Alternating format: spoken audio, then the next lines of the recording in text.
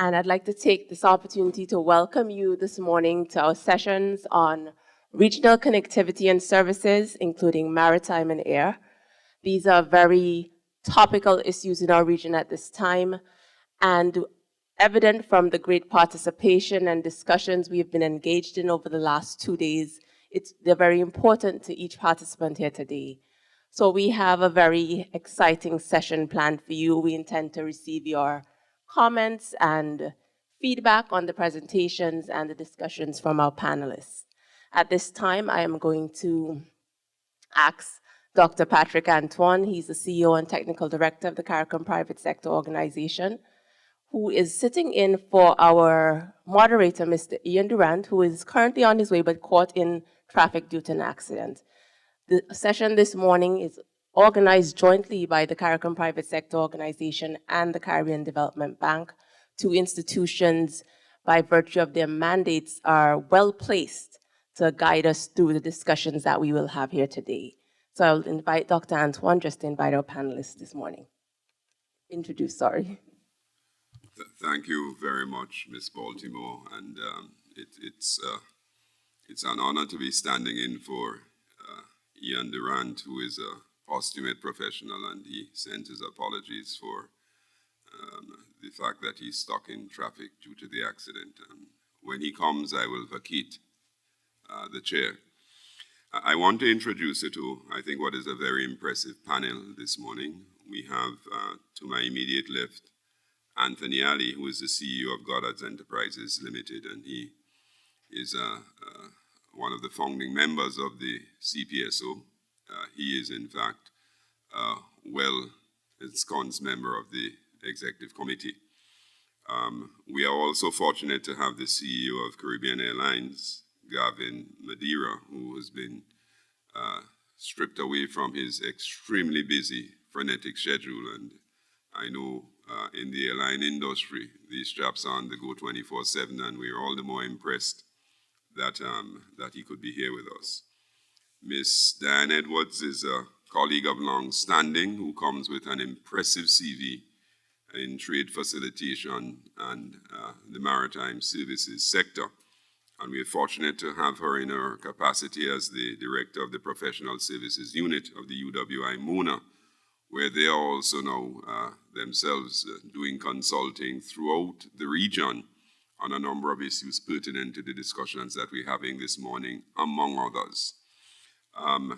Gavin Bovell is our coordinator of the MSc Logistics and Supply Chain Management program at the University of the West Indies here at Keyville, and he has worked substantially in the field. He is also an advisor to several of the private sector bodies, I would say all the key private sector bodies in Guyana, and he's working with us as an adjunct professional on the study that's been mandated to the CPSO on maritime services, and we're happy to have him with us.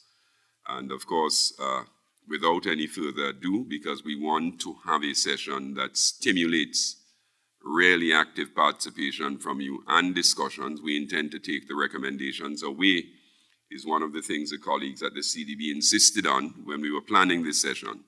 And in that vein, I'm not going to waste any more time. I'm going to hand you immediately to our first speaker, Anthony Ali of Goddard's Enterprises Limited. Thank you. Welcome, Anthony.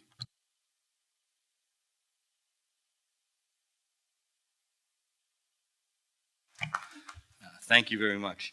I was asked just to give a brief introduction, not so much to myself, but more to Goddard's.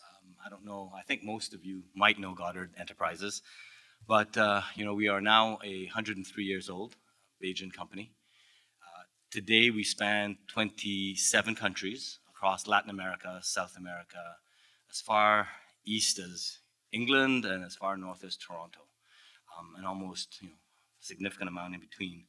We have approximately 10,000 employees, 130 companies, and our main areas of focus are in manufacturing, regionally, across the Caribbean and in Latin America, shipping and logistics. So we have a number of companies that do stevedoring, brokerage, freight forwarding, 3PL, agency representations, and everything else from a shipping and logistics standpoint. We do food and beverage distribution, which is a big portion of our business.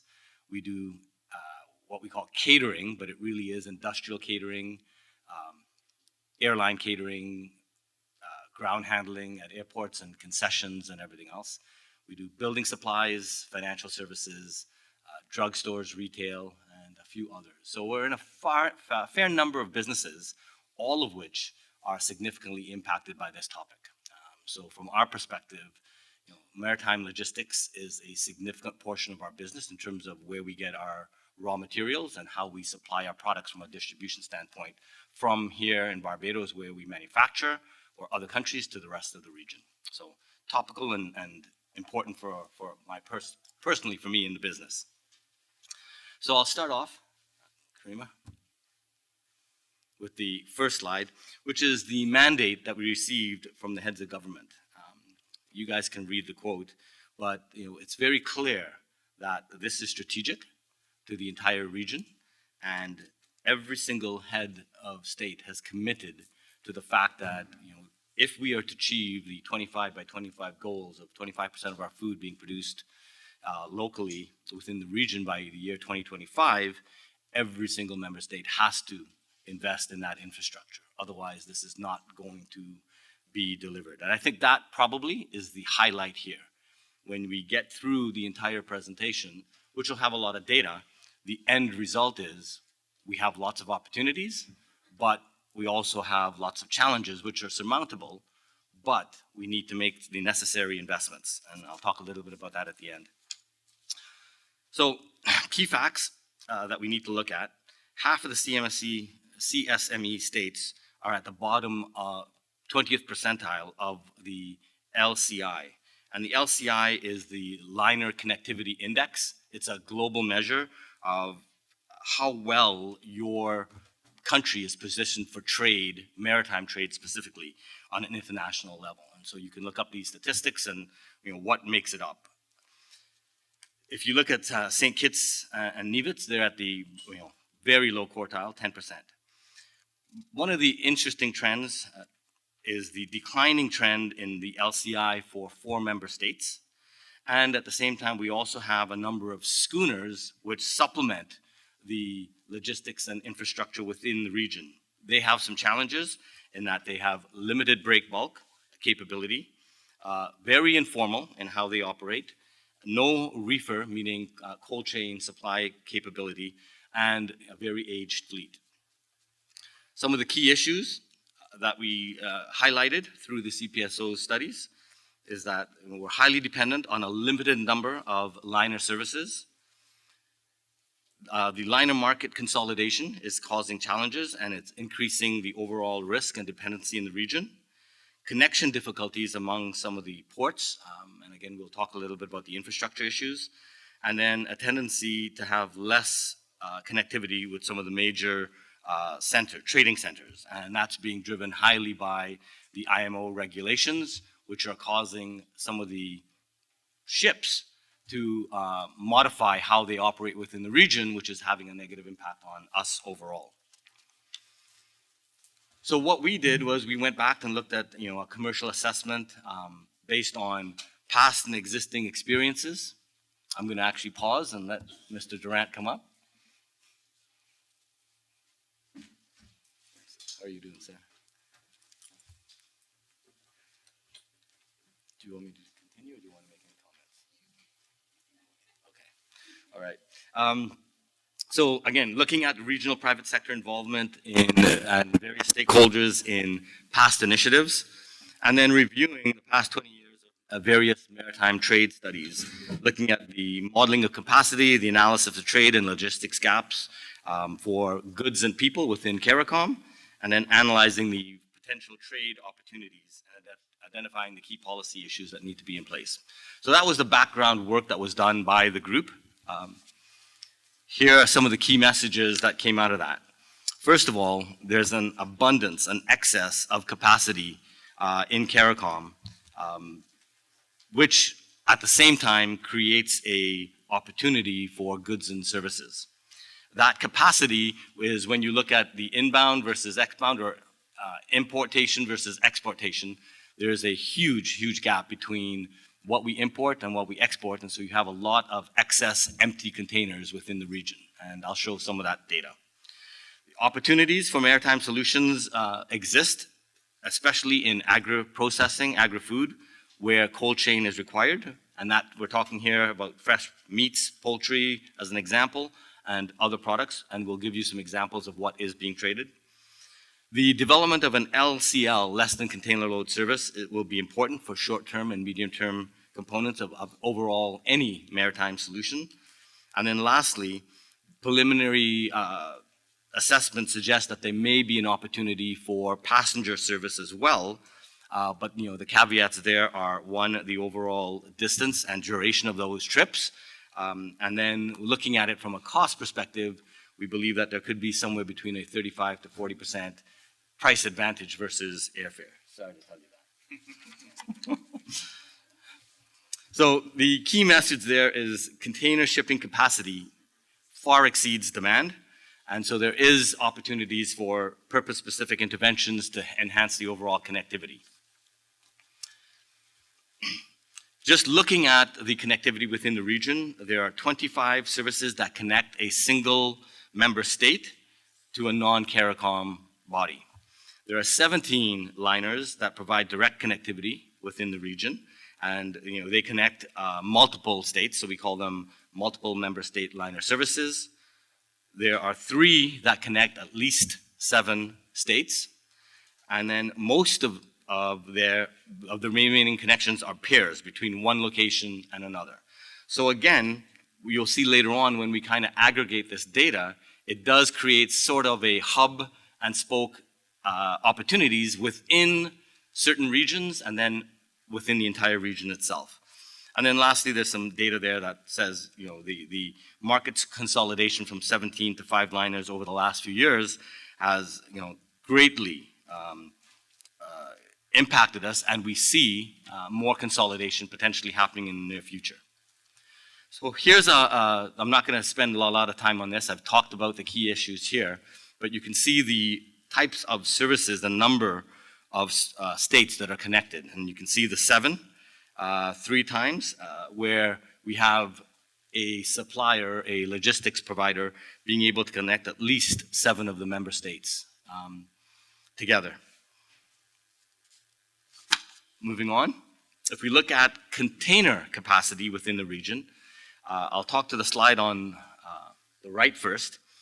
Just realize that the scales are different. The red line represents the left scale, which goes from 0 to 100, and the other side is the export data, and that's represented on the right-hand side of the scale, and you can see it's almost a 10-time increase in the scale. So just putting that into perspective.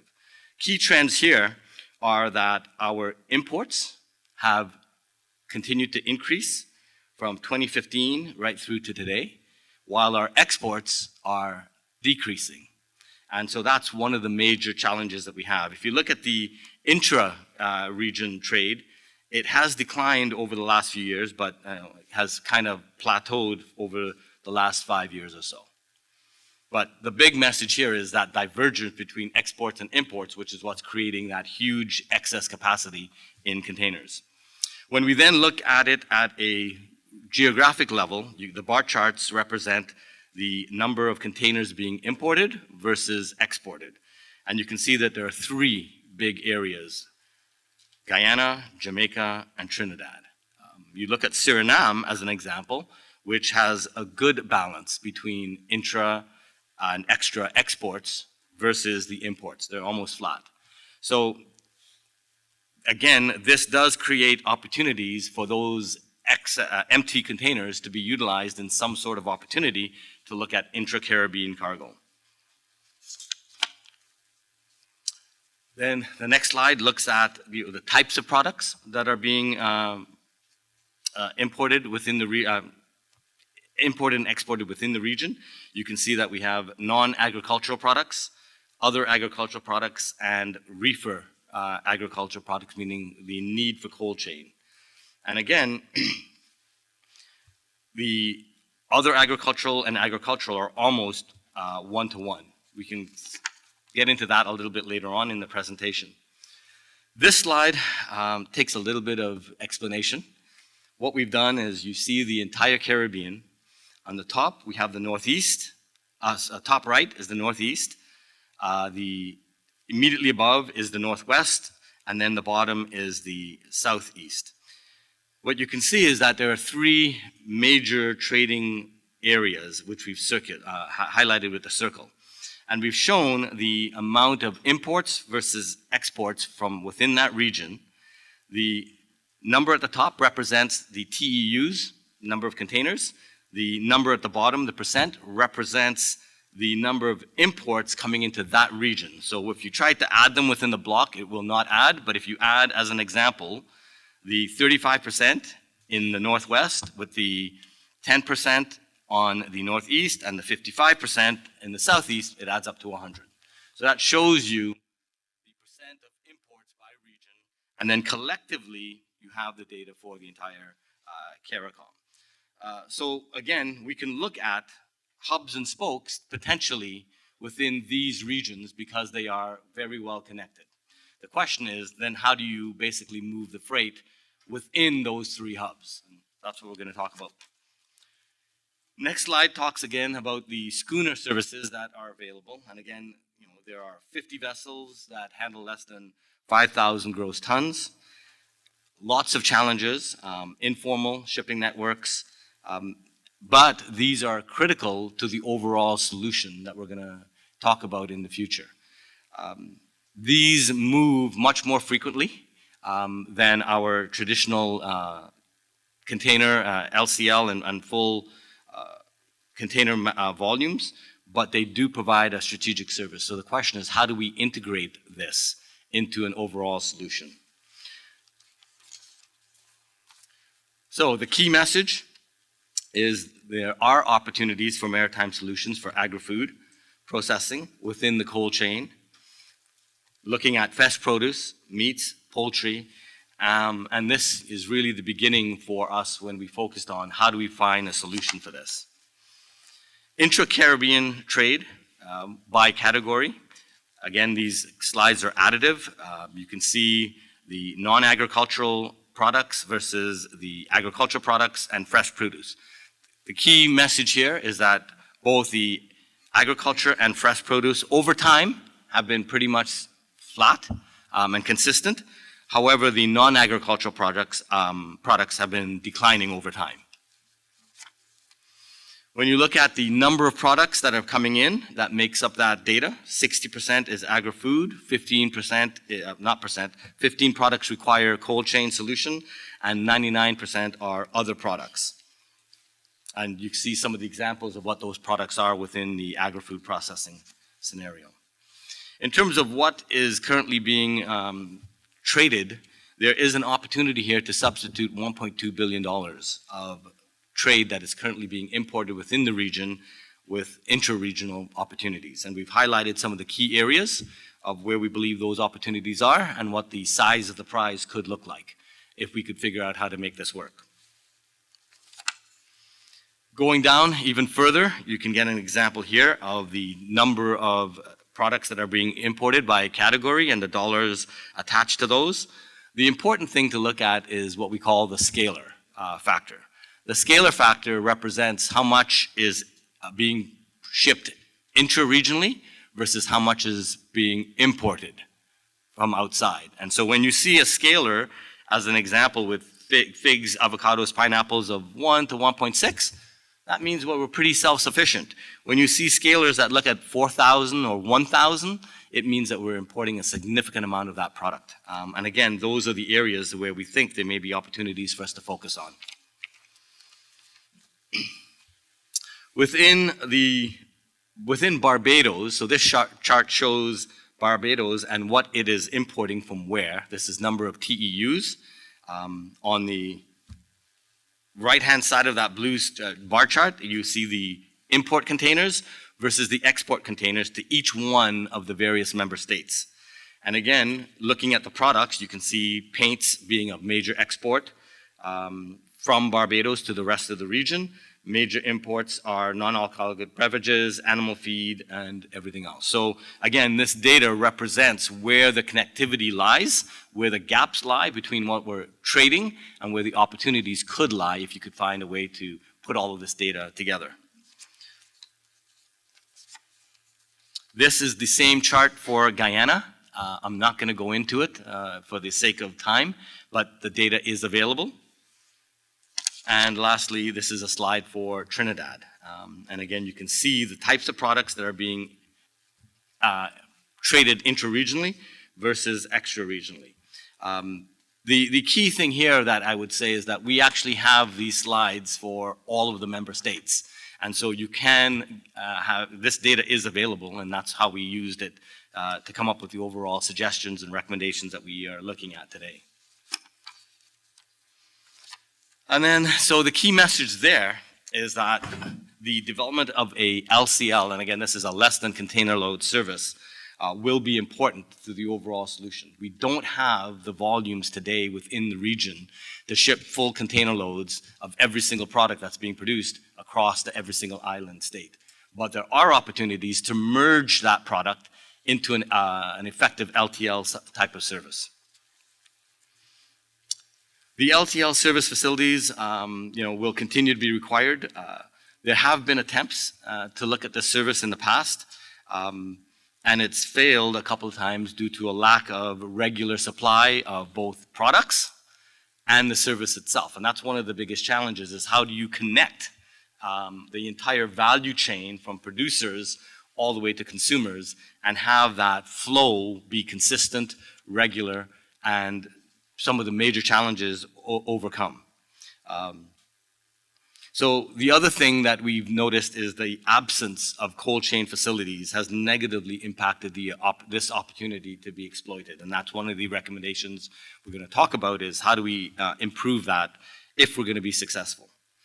And then lastly, the overall infrastructure needs to be further developed. When you looked at those regional hubs, in order to have any kind of service, whether it's a ferry service or an LTL service, in a large number of the countries today, or the states, we do not have the infrastructure to be able to accommodate that. And that's one of the things that we're going to have to look at from an investment standpoint. And then this whole idea that we've talked about, which is a regional hub with spokes going out, becomes much more important from an LCL standpoint if we're going to be able to hit those targets. So the key message here is that we're going to have to look at this across the entire value chain and figure out how we integrate every step of that chain to an overall solution. If we can't figure out how we connect with the growers, with the consumers, with all of the steps in between, this is not going to be successful. And so we can't look at just one particular part of it, which is transportation. We have to integrate the entire solution. When we look at cost, which is one of the things we need to consider in this overall equation as well, this shows the overall port efficiencies in terms of number of TEUs moved per hour at the various ports. You can look, again, you see that most of the member states are below the average. When you look at the non-CSME ports, they tend to be above the overall average. Again, suggesting that we will have to improve our overall efficiency and productivity and improve our overall cost in order to make this financially justifiable. In terms of community trade policy support, this is one of the single biggest challenges that we have. When we look specifically at the challenges arising from things like rules of origin and CET policies, that's an area that represents a significant challenge if we're going to achieve our 25 by 25 goals. Getting the right policies arranged to support the large-scale efficiency-based substitution envisioned by our heads of state. So that's, there's a mandate that we have to have if we're going to make this successful, and that's going to be aligning policies and domestic trade with the overall regional levels of what's being produced and balancing that against the overall cost. The CPSO has been involved in a working group to review the rules of origin and the CET. We plan to use this as a platform to advocate for the right signals to be sent and applied to certain extra-regional imports to prevent the emergence of regional substitutions. And again, things such as cassava and other flours are produced within the region. Wheat imports do not pay a CET. That is an opportunity for us to look at how do we produce and substitute those products within the region. So again, that goes back to the overall policy issues that plague us today. There are other issues like non-tariff barriers that exist intra-regionally that prevent us from being able to trade effectively amongst ourselves. If we're going to make this work, we're going to have to sit down and figure out within the member states how we remove some of these barriers that we've put in ourselves relative to the extra regional products that are being imported. A good example of this just is things like phytosanitary barriers. All of the member states can import meat products, certain meat products. I'm not going to say which ones because I don't want to target anyone. Yet, there are producers in at least 3 of the member states that produce the exact same products. Those member states cannot export to the other member states that produce that product because of phytosanitary restrictions. So we allow the exporters to come in and service the entire market, yet we ourselves put up barriers so that we cannot service our own markets. So that kind of behavior is really the issues that we're going to have to deal with. Trade facilitation and policy reform, and again, this talks about how do we make this easy? I returned back to 2008 during World Cricket, which is relevant because it's coming up again. At that time, I was not here in the Caribbean, but I hear about the amazing things that were done where we were able to allow people to move freely because of cricket. And as soon as that was done, all the barriers in terms of people movement came right back up. And so we know it's doable. We know that because we've done it. Yet here we are again having policy reform being required in order for us to do things that we've already done when it was convenient for us. So I'm going to move on to the last part of this, which is the digital connectivity. And again, I talked about that value chain. There's an opportunity here for us to use technology to look at how do we put in place the right digital infrastructure to make it easy for us to coordinate with NVOCCs, non-vessel operating companies, freight forwarders, shippers, brokers, everything else, to allow us to move our trade easily, and at the same time create platforms to be able to book cargo between producers and exporters to have that product move freely. This is not a significant issue. It's been done before, and given the talent that we have in the region, I think this is something that if the heads of states were serious, this is something that could be solved very quickly. So the message here is that there are opportunities for maritime support and for trade. There's also opportunities to supplement passenger travel. And I'm going to talk a little bit about it for 30 seconds just to show where the opportunities are. So this shows basically the number of passengers moving intra-Caribbean over the period. If we ignore the 3 years during the pandemic, you can see that there's an overall growth in the industry. We're almost back to where we were. But certain pairs, trading pairs, actually have seen significant growth on an annual basis. And I've shown where those pairs are. What this suggests is if we could find a way to link cargo, movement of goods, with people through some sort of a ferry service, there's an opportunity here. The opportunity is to substitute some of the air travel, lower the overall cost for passenger movement, and at the same time capitalize on the movement of goods and services across that. And then this basically shows the interconnectivity between various pairs, between the 2 member states, in terms of how much passenger movement there is by air. And then lastly, looking at the overall cost rising airfares across the region. You can see that there are certain areas where our air traffic costs have gone up. And I'm sure Gavin's going to have lots to say about this in a few minutes.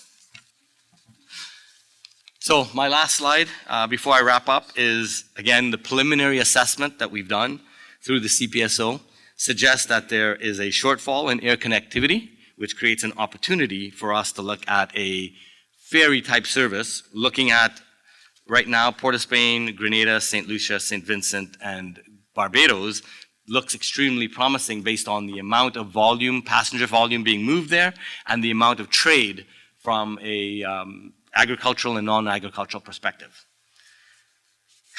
And I think that basically is it. Thank you very much.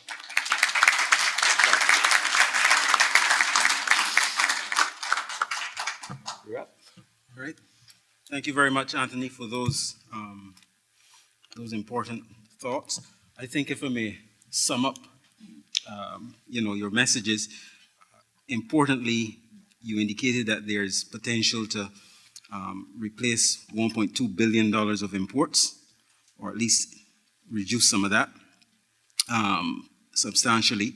But what would be very important is that the region has to adopt a comprehensive approach to addressing the inefficiencies that exist with respect to getting products from farm to table. Some of those obstacles include the development of an LCL solution. You mentioned cold storage, port efficiencies, and harmonized SPS standards. So thanks very much for those very important perspectives. So now what we're going to do is that we're going to move on to Gavin Madeira, who's going to provide some insights on the state of play and issues related to air transportation. Gavin? Thanks very much. Good morning, everyone. Good morning. So I'm Gavin Madeira, the CEO of Caribbean Airlines, and I've been asked to come today to give a little talk on how things stand with us and our plans for the future and some of the challenges in taking us from where we are. You're hearing me properly, right? Yeah, and taking us from where we are to where we need to be. And I've started off with Manifest to really represent, in our case, passenger and cargo services, intra-regional connectivity. So I'm hoping that by the end of today, I'll give you an idea of our general plans and we could have a discussion on the region as a whole, yeah? So the first thing I'd like to start with is our regional map. And this gives a sort of a summarized flavor of where we are in 2023, 2024. Now, if this was another forum, I'd click and show you where it grows to, right? But I would say that based on sensitive commercial information, the most I will say today is that our intention is to increase this by 250% in the next 3 years. We have a significant fleet expansion plan underway, and you'll see that coming to bear in 2025, 2026. But ultimately, we also look at international destinations, connecting people to and from the Caribbean. And this is also in the form of cargo services. As you see on the left, we have our main cargo services coming out of Miami and connecting to those Caribbean markets. We've also launched last year a jetpack door-to-door courier service. This is our clear intention to expand that. We launched Jamaica and Guyana later this year. And that courier service will be expanded throughout the region, ultimately providing a logistics transport service amongst all the Caribbean countries. So we have a clear plan to expand in the same way on the cargo side of things and the international destinations. Ultimately for cargo, our strategic plan sees us investing in dry lease freighters. That would involve smaller aircraft that we could operate in the region and provide as much connectivity in the cargo space as possible. But altogether, when you think about regional and international, our vision in Caribbean puts the Caribbean's connectivity needs squarely at the top. And for us, it's our clear priority to provide seamless connectivity in the region. Now, to get to that point, people often say to me, well, why is it not happening now? And I just want to put a bit of context to this. And the context really can be divided into two separate aspects. First of all, there are aspects that are market-wide challenges that we almost can't control. One of them you might remember called the pandemic. And for us, this really had a huge impact. We moved from a profitable position to unprofitable. But more importantly, we were forced, based on the cash considerations, to reduce our assets. Thankfully, we've now moved back into operating profit position in 2023. And we're now in a position where we could actually grow and move on from here. As you all will probably well know, there are airlines that didn't even make it out of the pandemic. So ultimately for Caribbean Airlines, we're in a position where we're also resetting in some ways what we do. We also have to consider competition in the region. And I think it's underestimated the impact of competition, but when you think about the Caribbean, it's a very thin market, very thin. And we face competitors from regulatory environments that I would say are more favorable to them. And we could go into that detail. But ultimately, with open skies, there's limited protection, and we, of course, face it both intra and out to North America. We face that competition every day. Fleet. On the fleet side of things, internationally, most airlines are experiencing these issues. We all know of the stories of quality issues with Boeing, the OEMs, and in an unprecedented move, the FAA actually restricted Boeing's production capacity as very, very challenging to the industry for two reasons. One, of course, it limits the supply chain, right? It actually limits how many aircraft could actually get to people in the right time. But of course, it increases the prices, right? So it makes it a very untenable situation. So even airlines that have great plans to provide expansions, and we are part of this, are delayed with respect to fleet. And we also see the same thing on the Airbus side of things as well, where new aircraft orders are taking up to 4 or 5 years of delay. Fuel price volatility is always a factor in the airline industry, and we face that all the time in terms of our planning. And that goes up and down with every single thing that happens in the world, and we face that. But for me, if I think about what we could potentially focus on and the areas that we could control, I'd want to classify them under these 4 main areas: operational, commercial, airports, regulatory. And when I think of these, I think it leads to the point that Anthony was talking about in terms of pricing. And the simple story is that if we are able to set up the infrastructure properly in terms of the operations, have seamless connectivity, the right regulatory framework, the right taxes, the right services, the right standards across the region, this ultimately is what will lead us to get to lower prices. And of course, the volume will go up in time with that. But I'd like to take each of these in turn and talk through what I mean with respect to, first of all, operational. So on the operational front, one of the first things that comes to mind is ramp transfers. If we are transporting cargo from one station to the next, we have a significant problem where this takes sometimes a day or two, when this should be done in an hour. And this speaks to the setup in terms of the operations, also the facilities to enable this. We also need to think about the border protection process and all that happens with respect to cargo to ensure that we have the proper, safe, efficient movement of cargo in the region. Customs and the 24/7 operations that we don't have is a massive problem. Of course, we pay for it. We actually literally pay for it, but we obviously are impacted by the fact that we're not able to move cargo at any time of the day, right? And this is a huge factor in terms of getting us to where we need to go in terms of an efficient operating setup. Digitalization, I think it's well known. We see it because we go across different countries in the region and we have different experiences. And we get it both on the passenger and both on the cargo side of things. I think it speaks to the point of efficiency of moving through an airport, moving goods across the region, but I think it's also a bigger point of data collection and what we do with data in the region and how we actually use that data to benefit the services that we provide in the region. And I think digitalization is a starting point for that. Commercial. If first one is taxes. I have no disagreement with taxes. They help build infrastructure, etc. I think that it's about time that we have collaboration with governments and private institutions on the right and optimal taxing structure. We've done some comparisons in the region versus international, and there are some interesting findings. But I think it's less about what is the situation and more about what do we want to achieve in terms of travel, in terms of connectivity in the region. And I think taxes play an important part in how we go forward. Minimum revenue guarantees. So this is something, again, that it's very inconsistent across the region.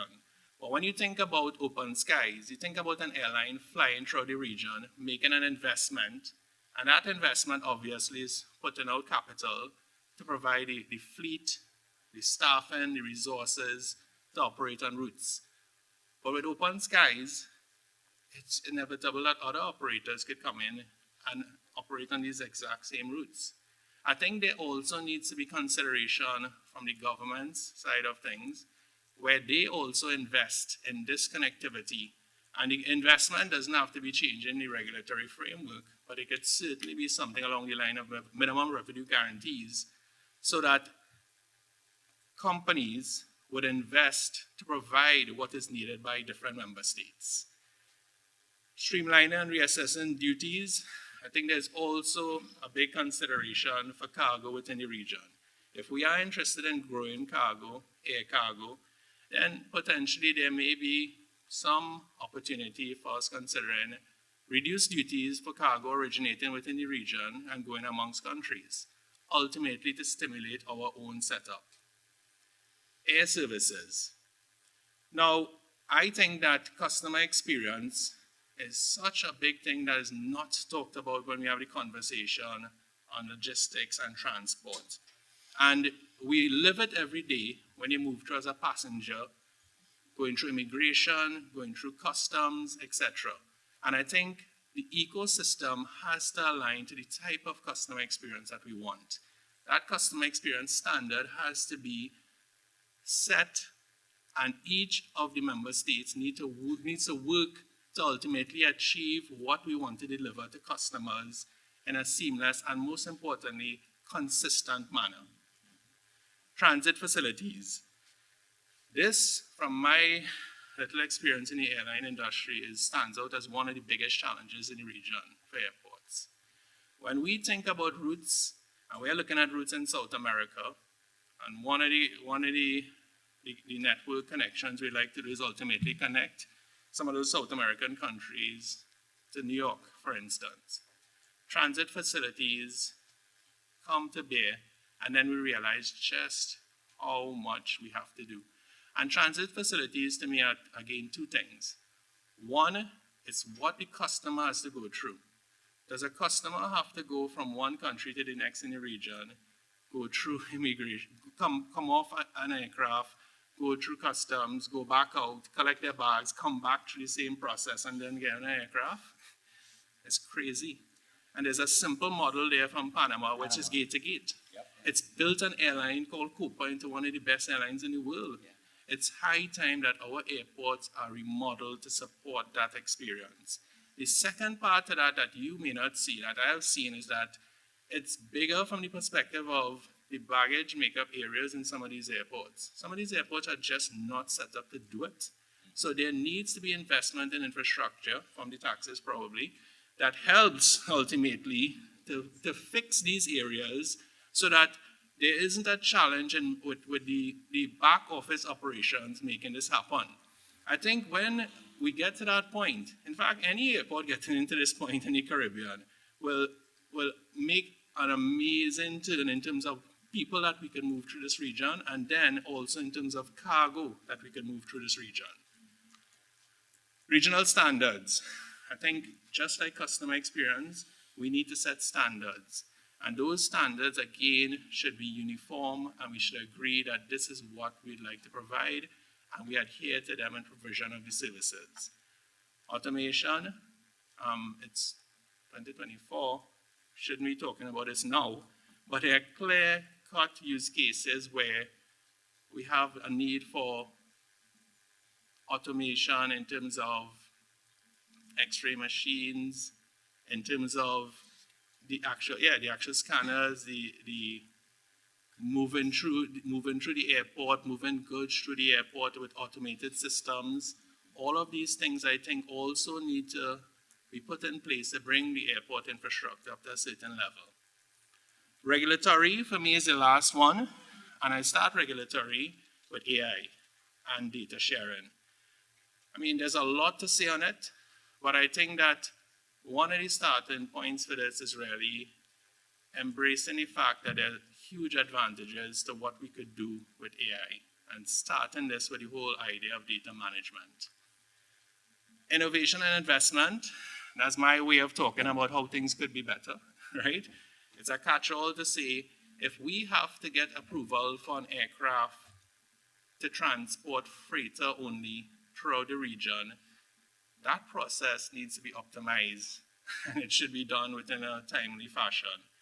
In other words, all the regulatory bodies need to think of the commercial aspects of these services, and these approvals need to be aligned with what is expected in the marketplace. Anthony talked about it, and I actually, on the flight up here, I was sitting next to the Attorney General of Trinidad, and he talked about it. It's the ICC Men's T20 World Cup 2024 Act. And that act basically allows 6 countries to come together and basically have, as I say, mutual recognition of visas, and it's a uniform immigration experience. This is something, as you could see, that was initiated by Cricket. And I asked them the question. It was a lobby based on the ICC coming to make this a point. I find that fascinating. It lasts from May the 15th to the end of June. But I think it's a clear-cut indication of what we could do as a region if we're interested in terms of changing the regulation in a positive way for the long term. Yeah? So that's really it. I'm trying to keep it to about 5 to 7 minutes, right? I want to say that we're in this together. And by that, I mean, if you're in government here, I'd appreciate you pushing this agenda up and potentially helping us get a change. If you're not in government, you could find somebody who's in government and encourage them gently, you know what I mean? But seriously, I do think all of this requires a partnership with government, administrators, the airlines, everyone, the customs. I think there needs to be a huge collaboration and understanding of where we want to go. So for me, that's my email. If you're interested, drop me a line if you want to talk of any of these points, etc. All right, and that's really my time. So thank you very much, everyone.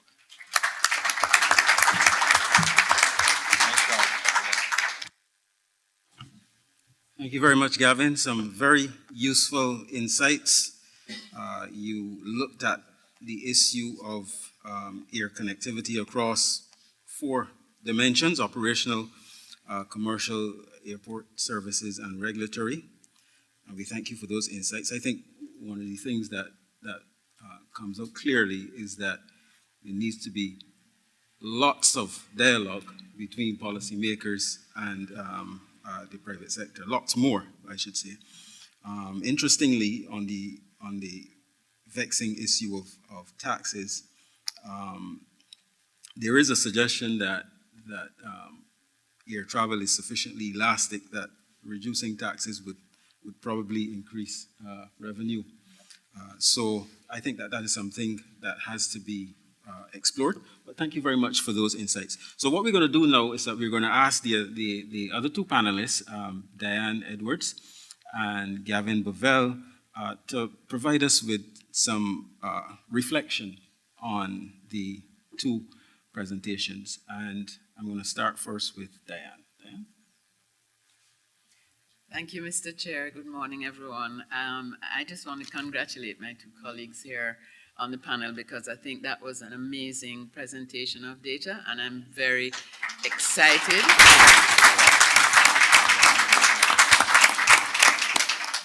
And the first message I got from them really is we know what to do. It's not rocket science. The problem is who's listening. So I think it is very clear, the opportunities. I think both speakers outlined very clearly what the opportunities are. And from my background in managing or leading JAMPRO and doing some of the work that you are talking about that needs to be done, I think it's a real opportunity for public-private collaboration. You looked at the trade trends and the divergence between imports and exports, critical, and that really goes to the root of economic development in the region. You talked about an opportunity of 1.2 billion in agri-food trade. 6 billion is what we actually import into the region, and 1 billion is what we import into Jamaica. So our figures definitely correspond with yours in terms of about 25% that could be produced locally. But how do you move it? There's a clear need for investment in the ports, and I think ports and airports, and you both demonstrated that quite clearly.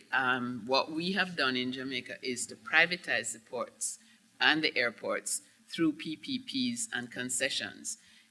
All of them are on 30-year concessions, and that has really revolutionized the investment opportunities, because now both airports, both international airports, well, there are 3 now actually, but have new runway and safety areas. The port has seen an investment of 400 million US. So I think that is a clear demonstration of how public-private partnership can change the competitiveness of our ports and really change the outlook of those ports. Diane, if I could interrupt you for 1 minute. If you remember back to my slides and we looked at the port efficiency, did you recognize that Jamaica was not on there? Yeah, I did. I was going to come to that. Did everybody else recognize that it wasn't on there? The reason it wasn't on there is because it was off the scale. It was by far, it was by far the most efficient port in the entire region, and it couldn't fit on the scales that we had. So to reinforce your point, the investments that were made, the privatization, the joint venture between PPAs really can work, and that's a perfect example. Exactly. And so the point I'm making there as well is that we need to look at packaging the opportunities in these ports. And what I mean by packaging is doing business plans, which is what we used to sell in JAMPRO, basically a business plan and an opportunity. First, we need to convince the powers that be in the Eastern Caribbean of the need to privatize the ports. I think that's critical. And then the need to manage them with what I call light touch regulation, because that's a concept that is not popular and that I spent a lot of time working on with our bureaucracy in Jamaica. But I think some of it definitely has gotten through. I think there is a renewed effort and approach by customs and the border agencies, and we have about 30 border agencies that have come together and really looked at how they can improve that CX you are talking about, the customer experience, because that is critical. I think the question of transshipment and the opportunity for transshipment in a region that's between North and South America and on the trading routes from Europe to the Panama Canal, from China to the Eastern Seaboard, I think that's really an opportunity that we must take hold of. And the question of taxes and the fee structure in ports and airports.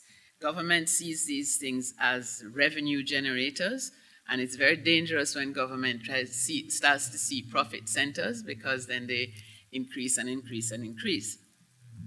So we need to create some structures where the public and private sector talk to each other and where competitiveness is really one of the key points at the table. So we have to remain competitive. We can't stop what we are doing, and we can't just keep on increasing. I think the question of standardization and regional standards, I think you both addressed that really well. I think that is critical. We talked about phytosanitary standards, and I remember you talked about meat. Well, we called it the patty wars in Jamaica when we tried to get patty into Trinidad, and took us, I think, 2 years. So we have to remove those kind of barriers because it makes absolutely no sense. Trade facilitation, special economic zones, fully on board with that, and the rules of origin. If you look at the question of the time to export, we talk about we need to export more, we need to export more. The time to export, meaning to fill out customs documentation and comply with regulations. In the OECD, it's 12 hours. In Dominican Republic, it's 16 hours. In Trinidad, it's 60 hours. In Belize, it's 96 hours. So you wonder why we're not competitive. I rest my case. Single windows, port community systems, ASICUDA, all of those need to speak to each other across the region, internally and across the region. Critical. So I think that's really been clear here for the last few days. Air cargo services and the growth of e-commerce. We talk about we want to do e-commerce. Where are the enablers for e-commerce? And e-commerce is one of the best ways for SMEs to export. We have to create the enabling environment. And then jetpack, exactly. Expand jetpack. That's for you, Gavin. Digitalization and the online entry for passengers, I think that's another critical area. I think Jamaica is doing that very well. Barbados is doing it very well. We need to expand that across the region. You talked about Cricket World Cup. When the Cricket World Cup was happening last time, I was running Jerry and Nephew in London. Every single one of our customers was Indian, Pakistani, Bangladeshi, and they wanted desperately to come here, but we created a Caricom passport, which meant they had to send their passports back to their countries, and they didn't have time to do it. So they couldn't come. So we missed the boat. I think that's simple. We just need to create more instances of movement through the region. I think that's a real opportunity. And the other thing I would point out is training in maritime services and in aircraft. The whole question of aircraft servicing, maintenance, etc., that's another huge opportunity which El Salvador has taken advantage of and we have not. The last thing I would say is that regulatory bodies need SLAs, service level agreements, which is what everybody else operates on as a measure of efficiency. If we could have what we did in Jamaica, we had something called the Business Reform Agenda, which we worked out with the IFC, the International Finance Corporation. And that had 69 steps of what it would take to get us from number 70 on the ease of doing business report to number 10. And we worked that out, and we have a program, and we're just trying to go through it step by step. Now, I'm not telling you it's easy. I'm making it sound easy. No, it's not easy. But you have to start with a blueprint for where you want to go. So I think, for me, the big message out of all of this is we need a public-private sector council, and I think CPSO is in a great position to push and lobby for that and get all the key people around the table to focus on a regional strategy and a regional action plan more than a strategy, because we have several strategies that are on shelves. So we need a regional action plan for the development of logistics as an area of economic growth for the whole region, because it can lift all boats. So thank you.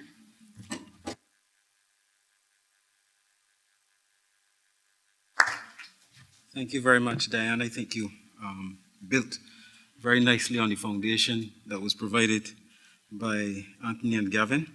I want to reiterate where you started, which is that we know what needs to be done. It's just a matter of the resolve and the collaboration to get it done, collaboration between private and public sector. Of course, not much I want to repeat. I think you said clearly, but I just want to reiterate that, for the private sector, time is money, and ultimately transiting or navigating these regulatory institutions is fundamental, and is a fundamental factor driving costs. And if we can get that if we can get those regulatory institutions to operate in a far more, efficient manner, then it contributes to the competitiveness of the private sector, providing the ability to not only access regional markets, but also to access global markets as well. So some very useful insights there. Thanks. So what we're going to do now is to move on to the other Gavin. Well, first name spelled slightly differently, but we're going to move on to the second Gavin and ask him to provide his own perspectives on the presentations and the views that have been expressed so far. Thanks. Good morning, everyone.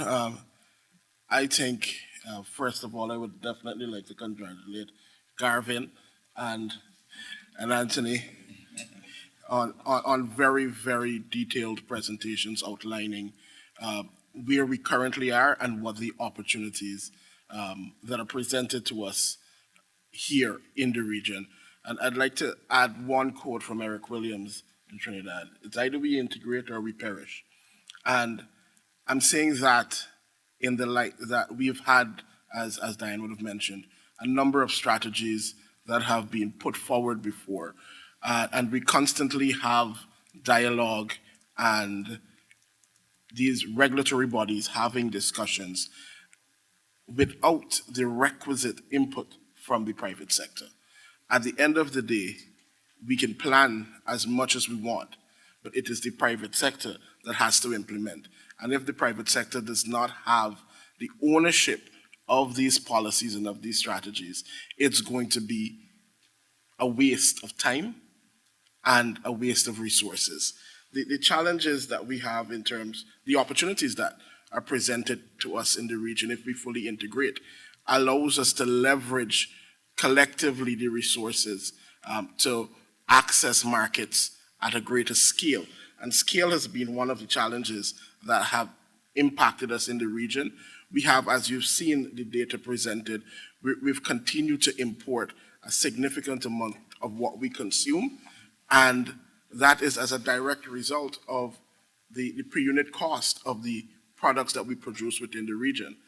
And because we produce for ourselves and not for a larger scale, we are, in effect, producing at a per unit price that is not competitive. But should we be able to collectively work together to leverage our collective resources, we will be able to access markets such as the Africa, Europe more effectively. As is mentioned, we have an excess of container units in the region. What are we doing with them, right? A lot of these vessels come into the region heavy and leave light.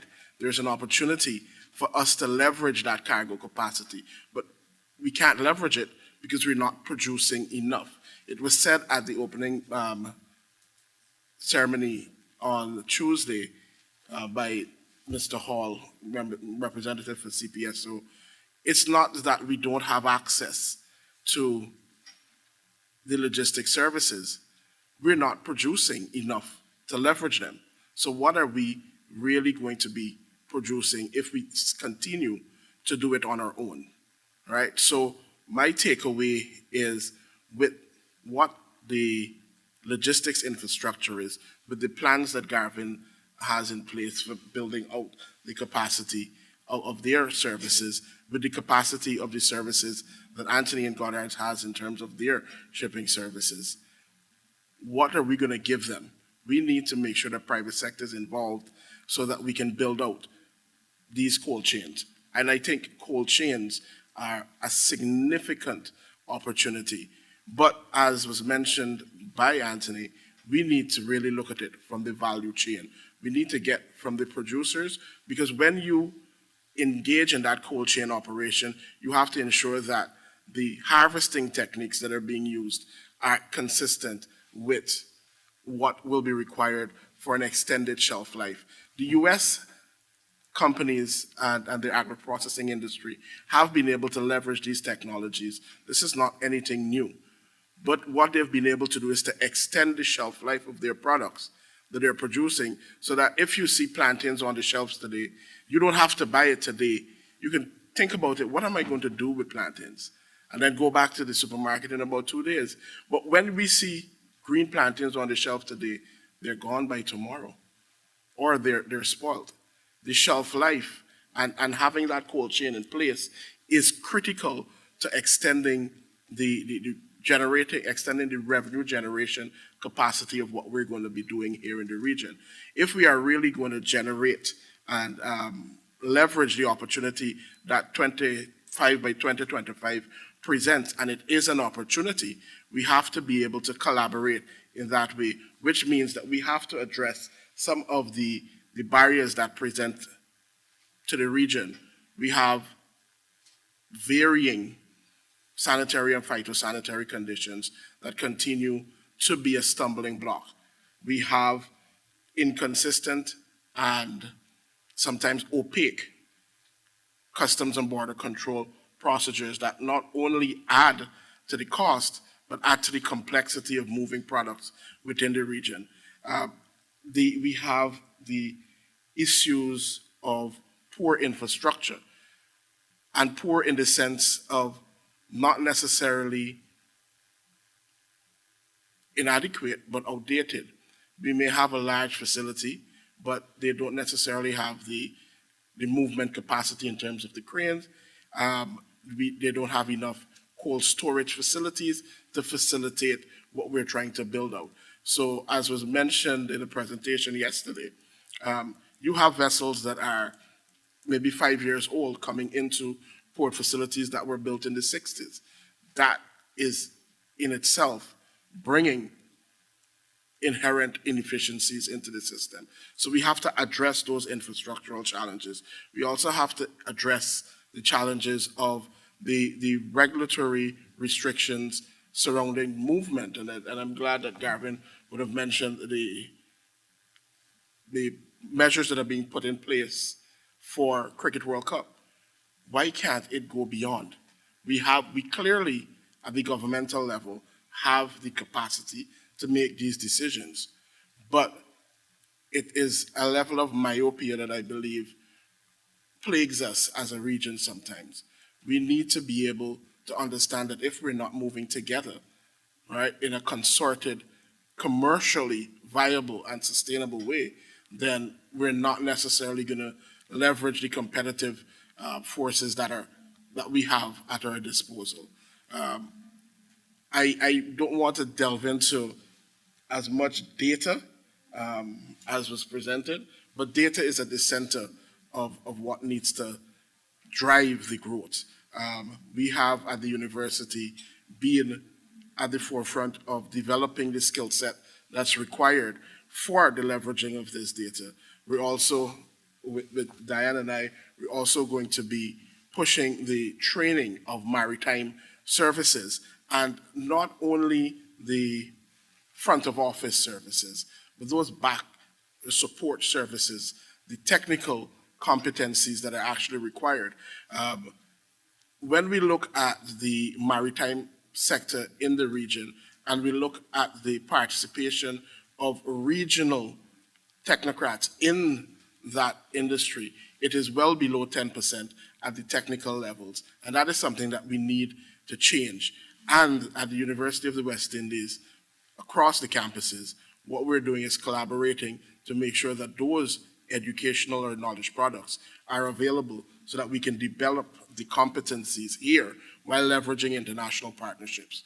One of the things that we've just launched is our Bachelor's of Science in Aviation Management, which can be offered as well with a pilot's license, where you're able to acquire that knowledge at the ground school here, but we partnered with international entity to ensure that you have that flight experience as well, so you're getting the hands-on as well as the technical knowledge there. So definitely I'm looking to Garvin to have a couple of scholarships there.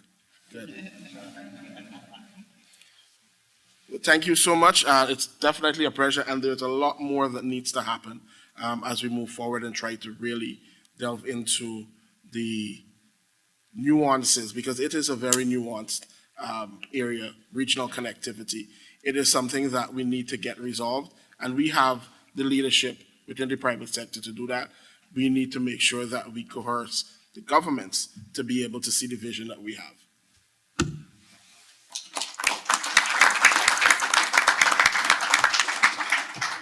Thank you so much, Gavin. Some very useful insights provided there.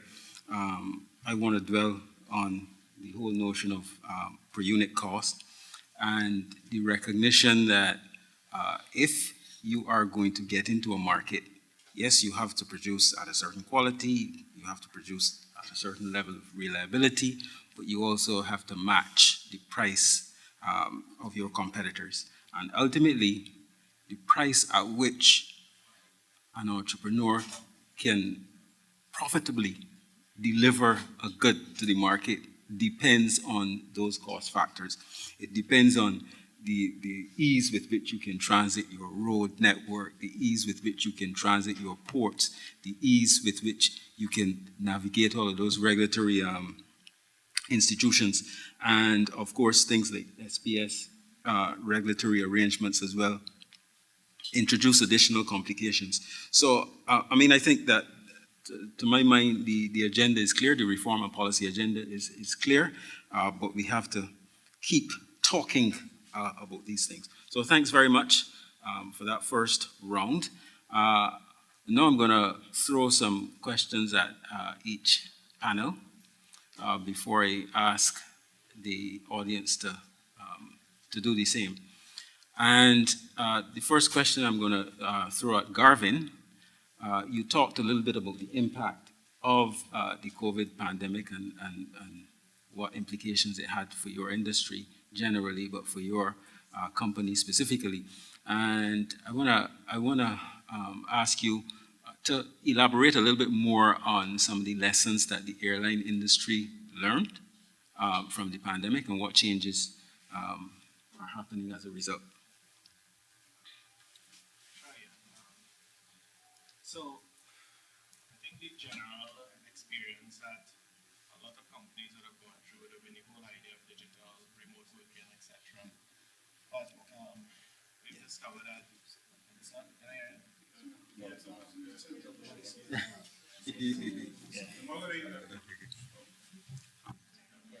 Okay, perfect. Thanks. Yeah, you're here now, right? Yeah. All right, perfect. Yeah, I was making the point that a lot of companies would have gone through the idea of digital, work from home, etc. And it turns out people don't like to line up even when there's not a virus, right? So one of the key things we have taken away from the pandemic is actually the idea of customer experience and how we communicate with people consistently, giving them the right attention and the right care. And I think that has led us to revolutionize how we think about that entire journey for our customer. We're going to launch a program later this year called Consistent Passenger Attention, where we're going to look at customers in a very different way and really ensure that we treat them as they would like to be treated at each touch point. Now, you think we do that before, but I think the pandemic really brought out a lot of those things for us. It became much clearer from the pandemic. And I think we've seen now gaps in that service element that we provide that we're going to work on. So I would say customer is one of the biggest things for us in that regard. All right, thank you. So I think you gave us, the entire panel, that is, gave us a lot to think about. And I know that the audience is eager to ask some questions. So what I'm going to do is that I'm going to ask whether there are any questions from the audience.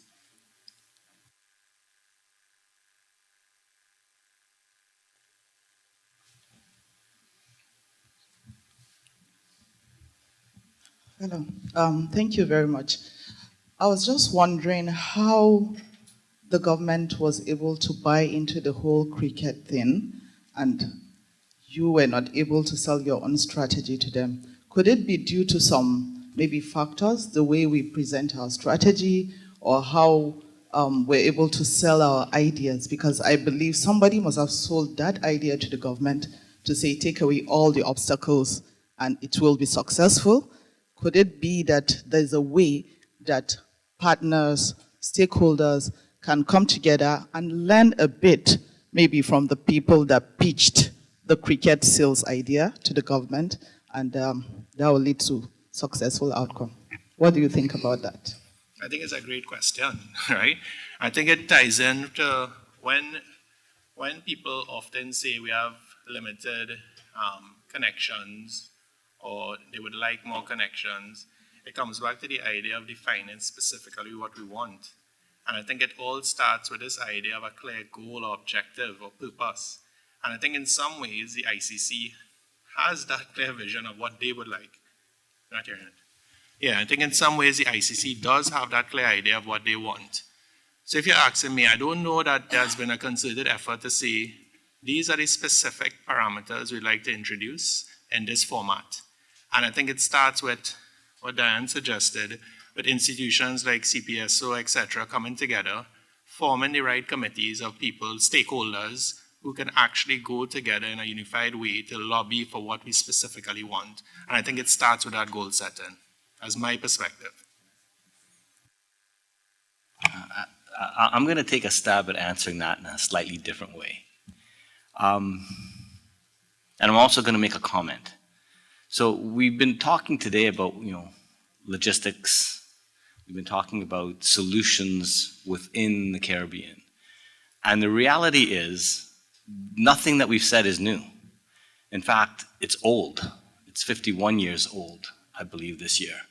And it starts, I believe, in 1973, Dr. Antoine, if I'm correct, with the Treaty of Chaguaramas that had three basic fundamental tenets: free movement of people, free movement of goods and services, free movement of capital. And had we done what we said we were going to do 51 years ago, we'd not be having this conversation today. Here we are today. Everybody in this room is shaking their heads saying, wow, good information, obvious solutions, we know what to do, yet we can't seem to get it done. 51 years with all of the capital in the world, all these companies looking to grow and divest and improve their overall services, the region itself understanding that we're highly uncompetitive in a global economy, and we can't seem to get it right. Now, translating them back to your question about ICC,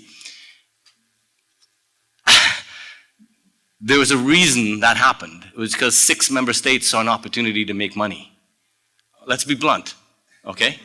The reality is, we call ourselves SIDS, Small Island Developing States. I heard somebody the other day refer to us as big ocean states. I refer to us as isolated independent states. It is it's in our collective best interest to do the things that we're talking about. I will tell you that there is no real desire at the governmental level to do this. And that is the elephant head in the room. Okay? They, and I say they, meaning we elect governments. We ask governments to do what we ask them to do to represent us. But the fact is, we still have this isolation mentality where we look out for ourselves first and everybody else within the region second.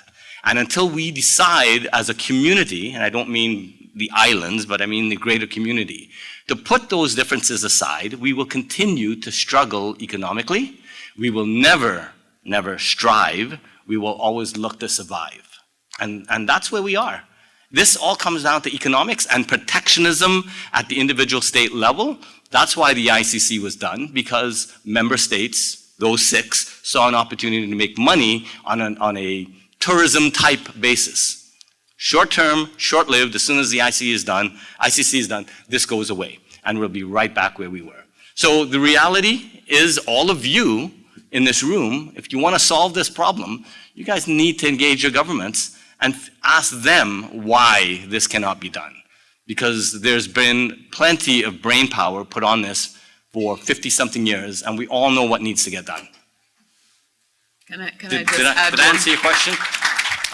Can I just add one small note footnote to that, because I fully agree with Anthony, and the thing is we're not joined up. Jamaica decided not to participate because in their book, this is not going to be a value proposition for Jamaica. So it's very interesting that everybody else saw an opportunity to make money, but the calculations on the Jamaican side were not the same. So once again, if we had taken a holistic and a joined up approach to this, we might have come up with a different solution. Thank you. Hi, good morning. Sean Patience from Cargo Consolidators. We are a freight forwarder based in Trinidad. And I must say, Mr. Ali, your presentation is the best synopsis I've heard of the logistics infrastructure in the Caribbean in forever that I can remember. And we have been doing LCL exports from Trinidad for over close to 30 years, dry containers. And we started it off in our company with loss leaders, so basically building it out from scratch. I saw your quote at the beginning from Dr. Ali, and there is no incentive for the NVOCC of freight forwarders. And it's a challenge because we have to build it out ourselves. And I'm wondering, I mean, I don't know of any incentive, and we have taken upon ourselves to try to expand into the Caribbean and different islands on an as-needed basis with demand. And so I'm looking to know where there is an incentive. I did a presentation some months ago in relation with Dr. Antoine, and using something Gavin Madera said with MRGs, minimum revenue guarantees. It's known, it's worked for the airlines. Why can't that work for the shipping lines or freight forwarders or for cargo? Why is it only for the passengers? So that's my question, but on a further comment, the problem with LCLs is you need the volume and you also need the timing and to get it right for the freight forwarder to make a profit. Part of the problem is, besides that, the shipping lines actually give the manufacturers better rates than the forwarders, in most cases. So, in LCL, because you need a base load to get started, you try to go to the bigger producers, and they say, well, my rate per cubic meter is actually better than your rate. So I'm not willing to collaborate. And I've heard collaboration here over and over and over, but people really don't want to collaborate, again, when it's not an economic interest. So that's an issue. And then, as we all know, we have issues with customs.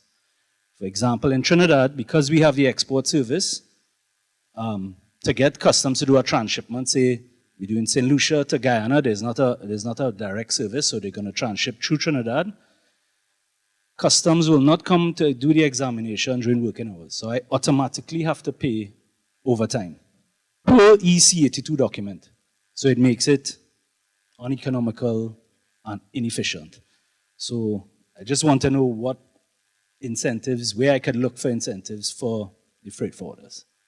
Thanks. Short answer, I don't think there are any in place for freight forwarders, for marine cargo, LCL. I take note of what you're asking. There is a heads of government meeting coming up in July, I believe, Dr. Antoine. So I will make it a point to ask that question on your behalf. So Kareem, if you could just take note of that question. I believe the meeting is, where's the meeting being held? Grenada. It's in Grenada. So I will take note of that question. They made the commitment. It's there in black and white. So I think what we need to do is hold some feet to the fire now and ask those exact same questions. Where and how will these incentives be put in place? Thank you. I'd also like to take a stab at that as well, because in the work that I've been doing with the Guyana private sector, what we've been able to do is through the collaboration between the Barbados government, and I'd like to recognize the special envoy that's in the room here. We've worked with Tropical Shipping to create that facility of LCL. But the challenge that, and they've committed to it, what we are currently in discussions with them is, because Guyana supplies a lot of fresh fruits and vegetables, that refrigeration is going to be required.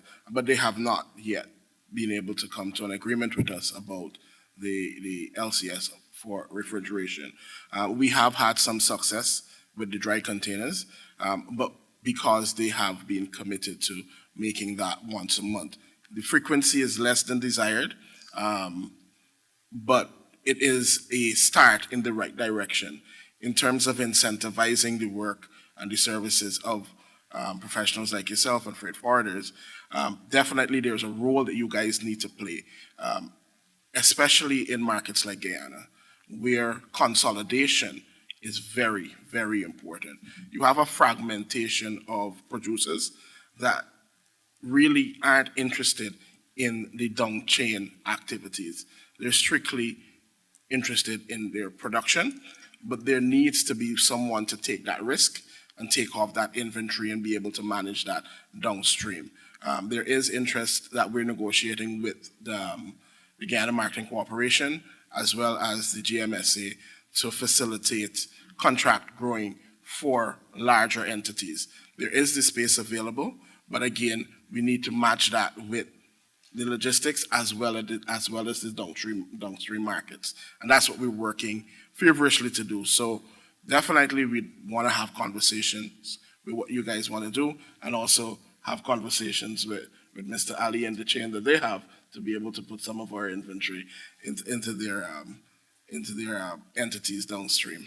So definitely I think what you're doing is very good. Keep at it. It's not easy, we all know, but engage with the likes of the special envoy, and let's see how we can get that done.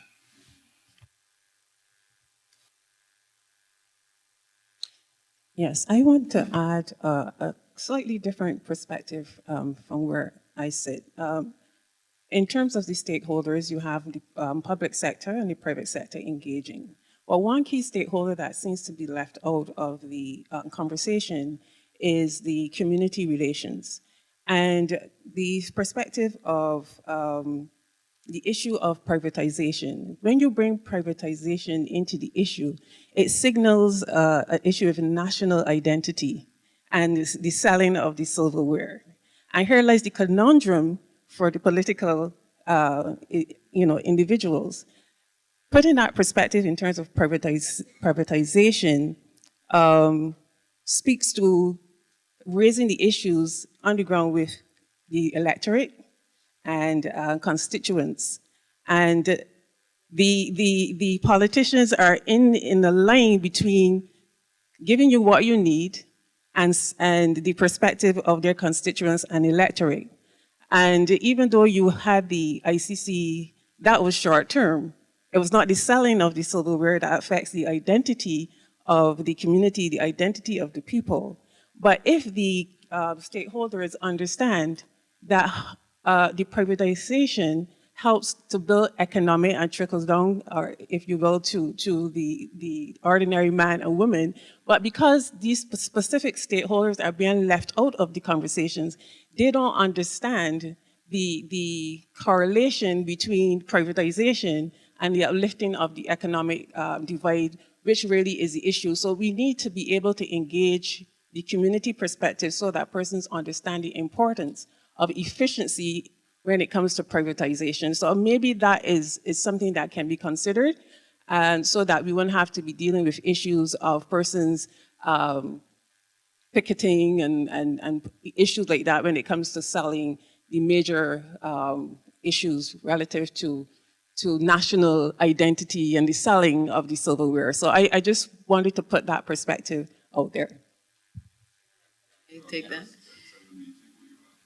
Oh, I'm Jennifer Hyland with Connect Caribbean, Pleon Group, Inc., the Strategic Partnership Vice President of Strategic Partnerships and Corporate Communications. So, Jennifer, if I could, Mr. Chair, if I could just take that one. The privatizations that I spoke about in Jamaica were not done by selling any underlying asset. The underlying assets still belong to the government of Jamaica. What we did was privatize through a concession. So there's a 30-year concession, which means that these international companies operate the asset and are required to invest in the asset. So all of that is worked out. So the government knows what it's getting. It's getting, you can call it a lease payment plus a profit share. So the government is actually better off because the government also does not have the funds to invest in either the port or the airports to the point that we have seen happen. So we never had any picket lines in Jamaica that I am aware of when we spoke of privatization, because it depends on how you do it. And so it's not about selling silver, and I understand what you're talking about. There are these emotive issues. But I think the point is it's an operational relationship, which actually is to the benefit of the country. The passengers who have seen the improvements in those services, I think their minds are blown, and I don't think anyone would. I've not heard people, let me say that, I've not heard anyone argue against these, the concession agreements that we have. Thank you.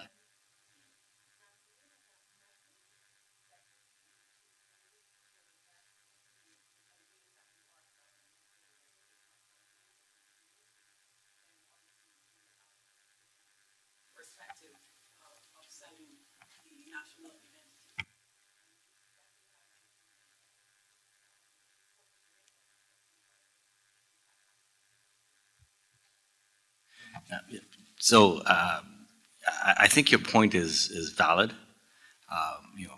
Perception is reality.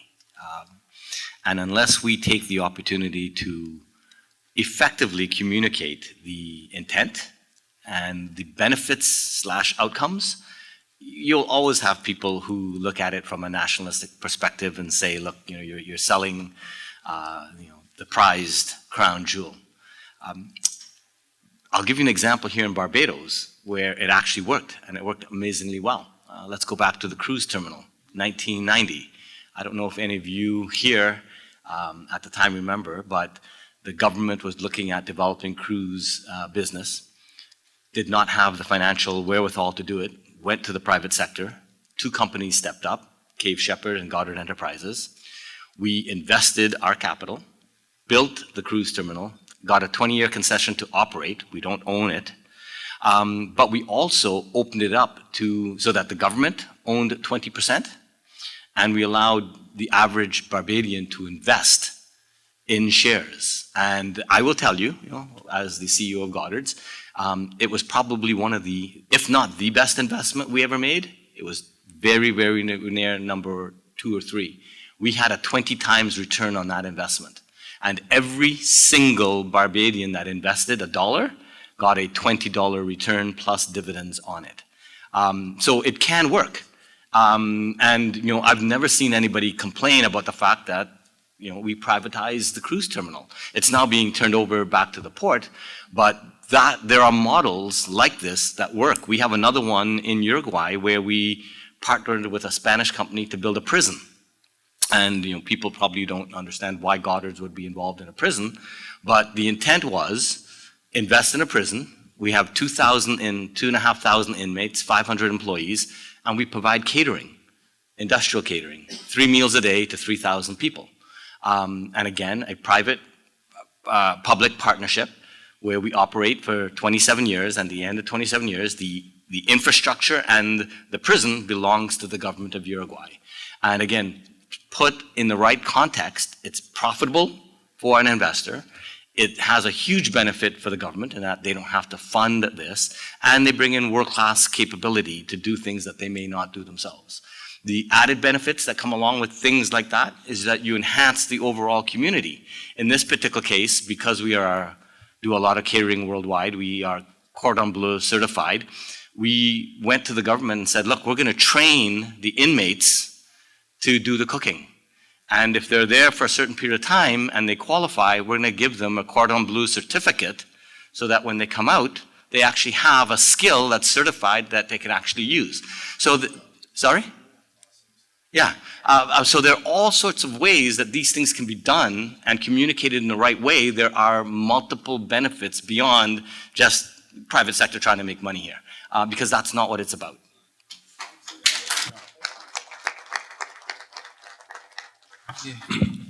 Yes, I'm Charles Cooper from Curaçao. I'm the Minister of Traffic, Transportation and Urban Planning. I think what you brought forward, Mr. Ali, your title is good, Ali, because you throw so great punches today. Because, you know, it really strike me because I like to put people think. And indeed what you have brought forward and also your other colleague. We are putting the barriers for ourselves. And that is a pity because we know, for example, I have a passport from the Netherlands. So it is I can go all over the place in Europe with this. Why we cannot do the same in this region? Why not? If we're talking about freely moving, also I'm thinking why we need, and now we're going to step on toes, why we need brokers? Why we need customs other than to see if something is legally, yes or no, enter the country? Because we have Model A, Model B, Model C, Model Z, Model M, a lot of model to import things in the country. Why? Let us come with one single fee to do business in a country based on, let's say, maybe the size of your, let's say, supermarkets. You have small supermarkets, you have big supermarkets, so you can rubicate them in different, let's say, groups, and they will pay 1st of January, you will pay this amount to my government and import whatever you feel like and do whatever business you will, and you don't need to pay me anything else during that year.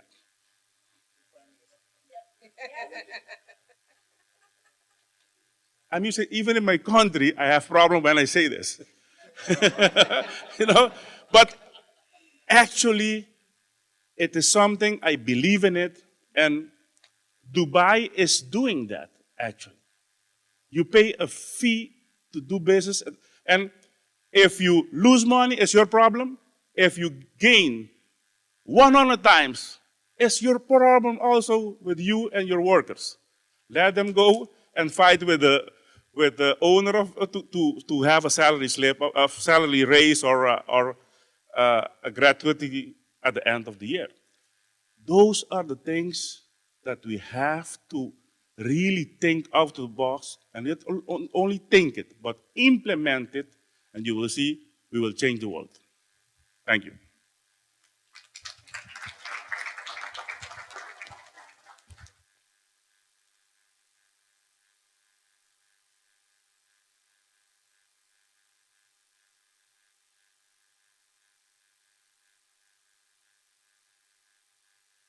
Oh, look, you got a round of applause. I was actually hoping that one of my esteemed colleagues on the other end would answer. But look, the reality is we all agree that we need to find a way to make it easy to do business within the region. It's in our collective benefit to do so. You know, if we really want to have status globally, we're going to have to find a way to do this, because as I call them, these isolated states, we are just so small in economies. You know, you take the entire Caribbean and exclude Hispaniola and, you know, DR, Haiti, and Cuba, and we're what, 6-7 million people? That's a small city in the United States, and it's an extremely small city in some of the other countries. Because of our geographic size and our diversity, we're very difficult to do business with. You go talk to an international brand owner and ask them how difficult it is to do business in the Caribbean, and they'll tell you, you know, they're like me, they pull their hair out. You can go and sell a product, if you're an international brand owner, into Colombia. Just sell it into Bogota, and you will have more sales than you will for the entire Caribbean. You can have one sales rep, one distribution channel, and it's done. You come to the Caribbean and you have what, 26? Different distributors and representatives and customs and on and on and on. It's extremely important, difficult to do business with us. And so I agree with you. If we could find a way to simplify that, and it's not rocket science, it would make us much, much, much more competitive. And I think we could do a lot more. So I agree with you. As a government representative, please make sure and talk to your counterparts and support us. All right, before the next member of the audience comes in with a question, there's an announcement that has to be made by someone. Karima? Sorry to disrupt your session, but any person who's going on the port tour, we need to leave right now. Thank you.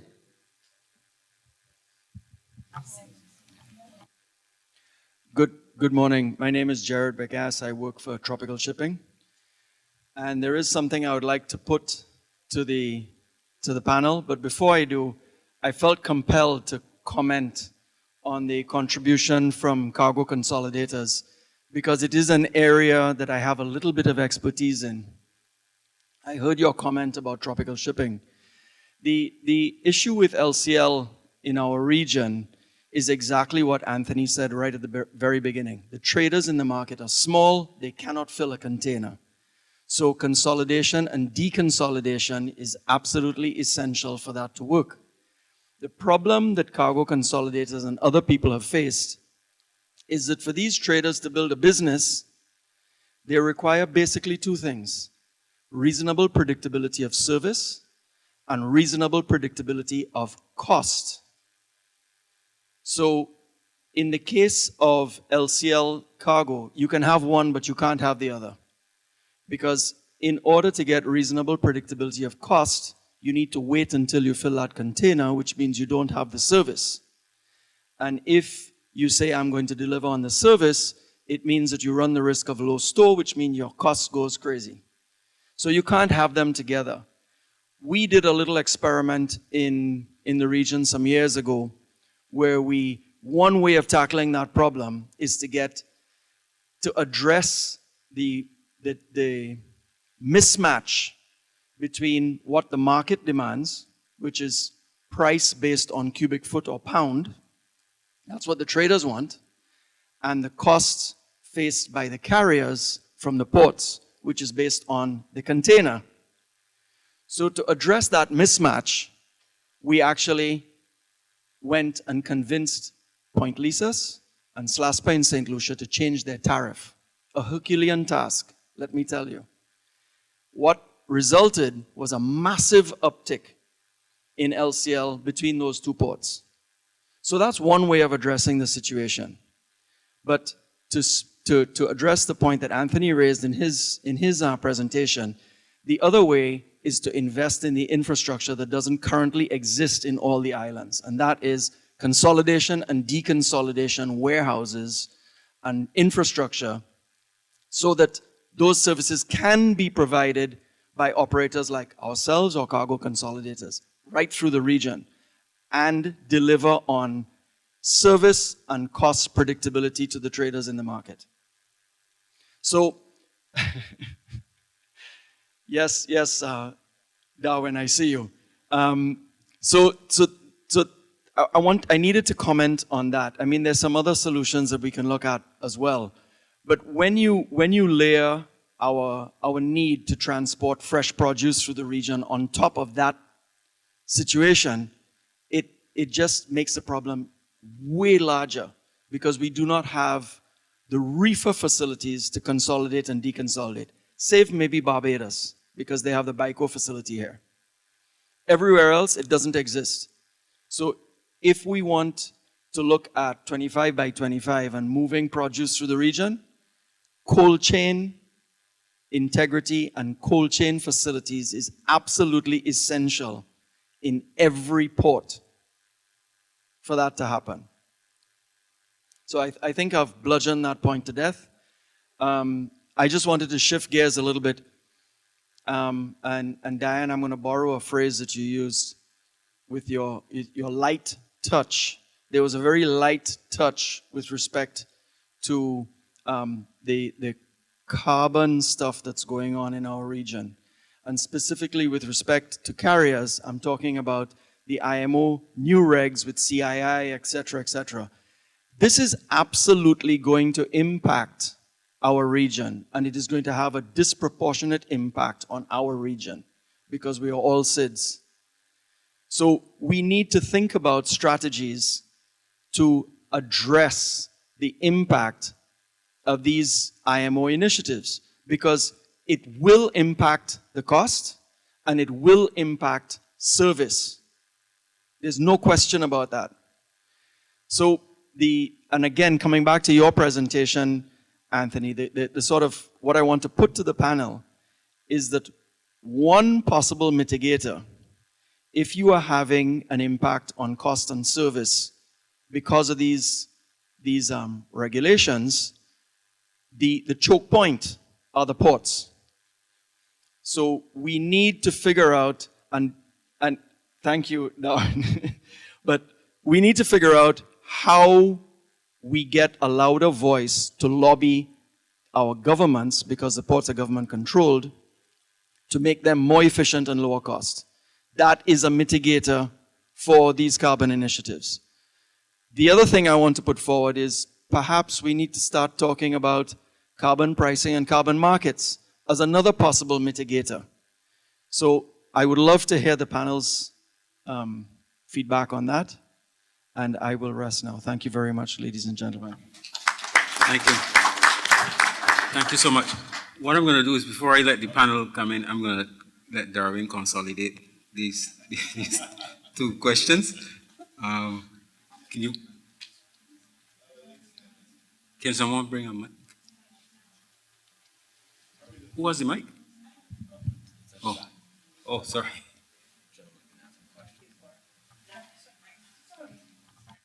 Thank you. I'll be pretty brief. A lot of licks from Gerard over there.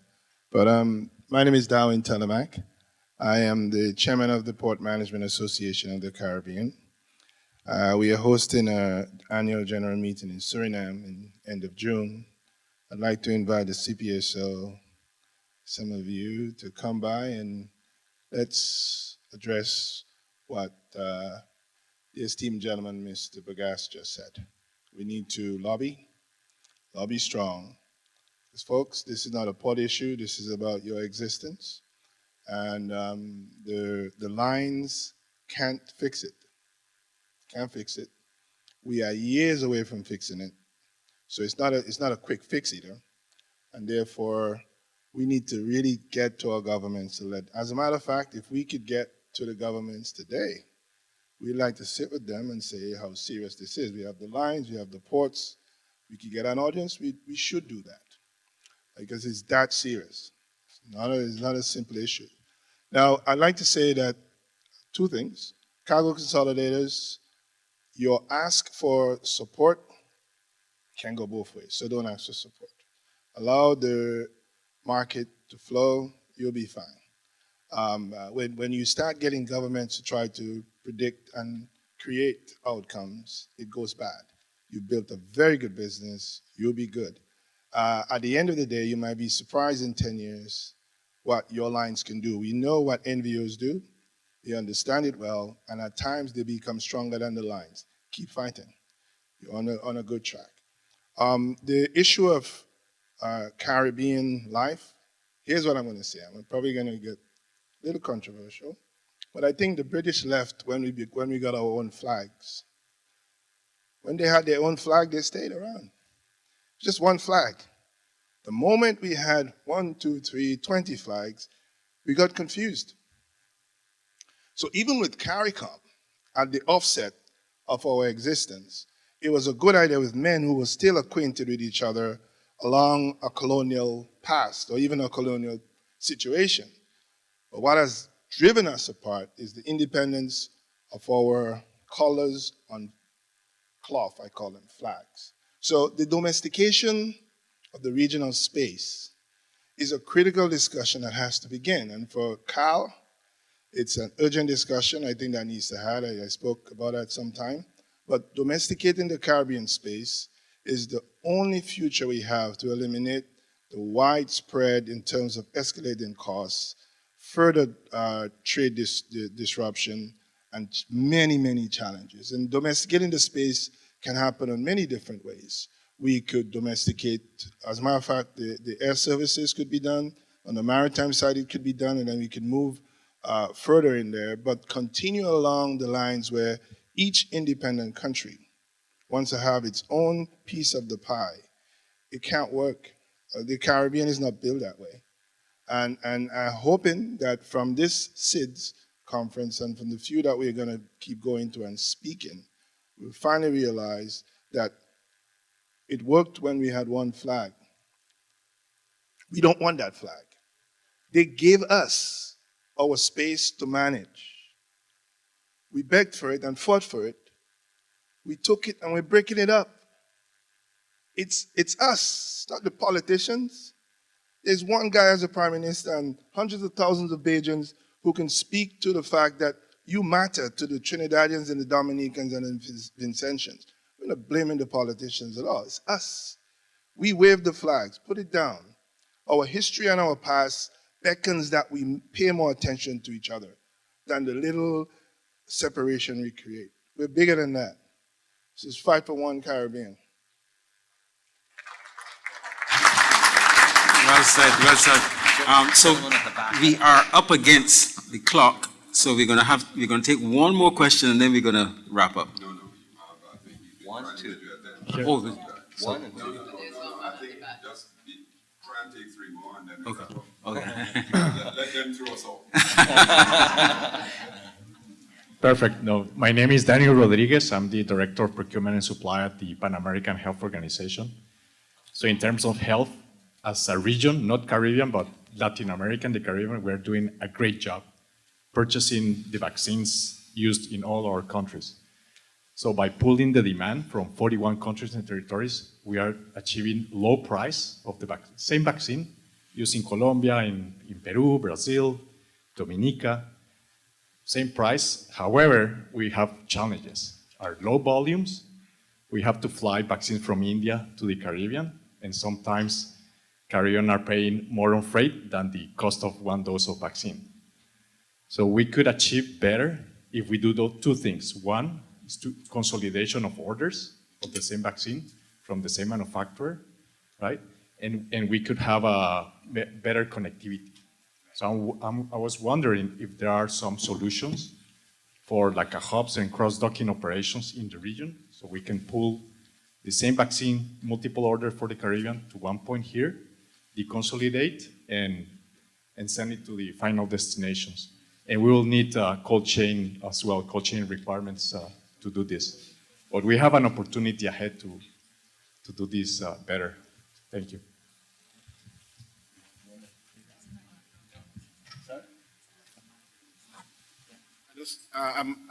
If I may, I definitely would want to have a more in-depth conversation with you, because as Barbados seeks to build out its logistics hub, that cross-docking service is something that will be critical to providing you with the solution that you need, and that will be built in to what will be done here in the hub that will be. So we'll definitely have a conversation on that. Thank you. Good morning, and pleasure to meet the esteemed panelists. Name's Andre Thomas. I am the chairman and CEO of Connect Caribbean, the new ferry e-commerce and cargo service that will be launched within the next 3-4 months. I believe in every allotment of time, there are always possibilities, and but it's really based on whether you have a leadership critical mass to execute it. And sometimes you can only have that when there's enough pain.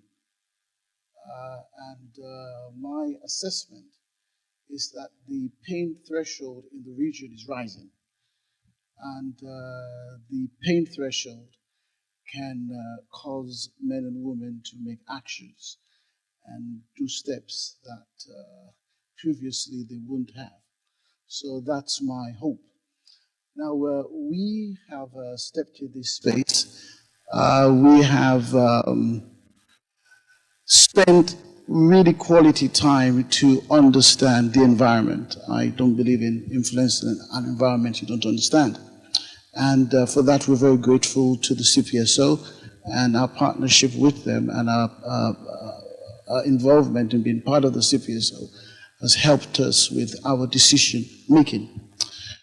What we are creating really is a maritime corridor system. It's a system.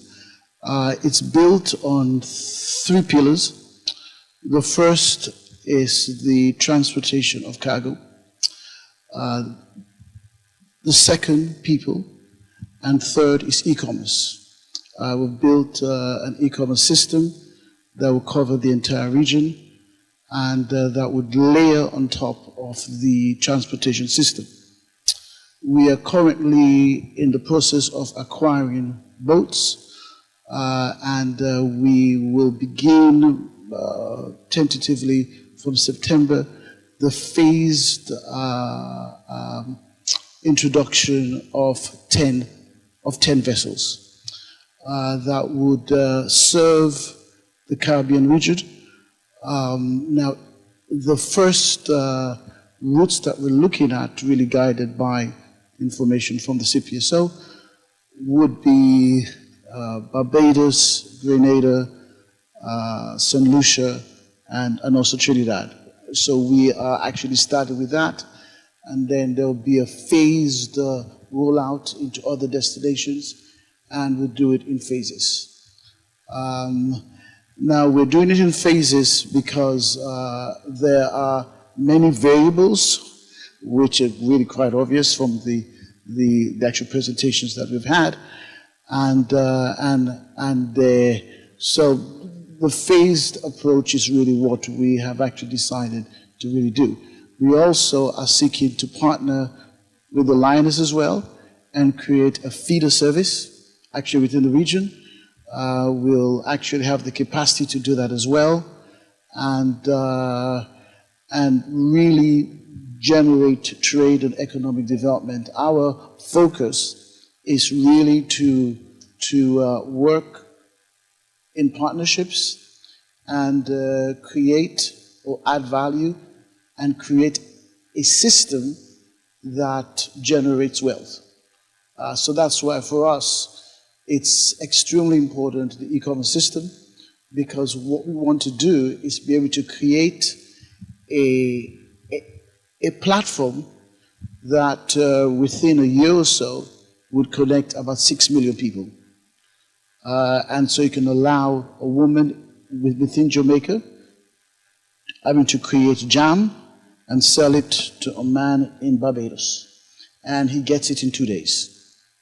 And then we actually have a payment, like a settlement system that makes that work. Okay, so that's our vision, and that's where we are. And but we will be beginning definitely this year, and you'll hear more from us. Okay, thank you.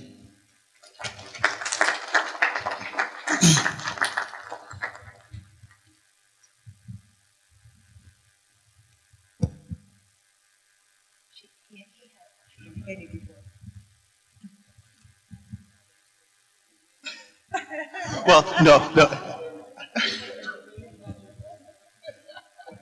Thank you. Thank you, darling. Good morning, everyone. My name is Alfie Wiggins. I'm Special Envoy to Prime Minister Mortley. First of all, I want to ask Mr. Telemack, so how you get into Suriname? Listen, you see that? You just fly to Barbados and take Suriname Airways directly to Suriname. Okay? A lot of people don't know that, and Mr. Ian Durant will confirm what I'm saying. Yes, in terms of regional flying and so on, we're in a lot of pain. So my question to Mr. Madeira, you talk about the fact that the Caricom governments, for 51 years had 3 major items to fulfill. So why can't the regional airlines come together as well in terms of the movement of people within the same region.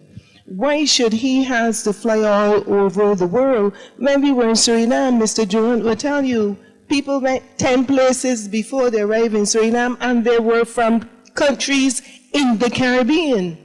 So it means that they went to, people flew from St. Kitts to Guyana to Panama, all around the world before they can get to Suriname. They only need to come into Barbados and fly SLM straight to Suriname. So what I'm saying is that why can't Caribbean Airlines, Inter-Caribbean, all the other airlines that fly within the region, sit down and look at their agendas, look at their flights, and see how you can really move the people within the region so that our threshold of pain would not become higher. You speak about the fact that each Caribbean island has its own sovereignty, and they want not to open up everything to everyone. But if the private sector, which is the same airlines, do it, and I know my great friend here, Dr. Pat Antoine, I know at the next heads of government, Dr. Antoine will be pushing a lot of this, and he's a great person. So those of you in the room who doesn't know Dr. Antoine, a great person leading the CPSO. And I can tell you with his leadership, we are going to achieve a lot of the goals that we people in Caricom want to achieve. And in the final analysis, I would say, to help us with that 25 by 25 vision, with the help of Caribbean Connect and other players within the region. I thank you.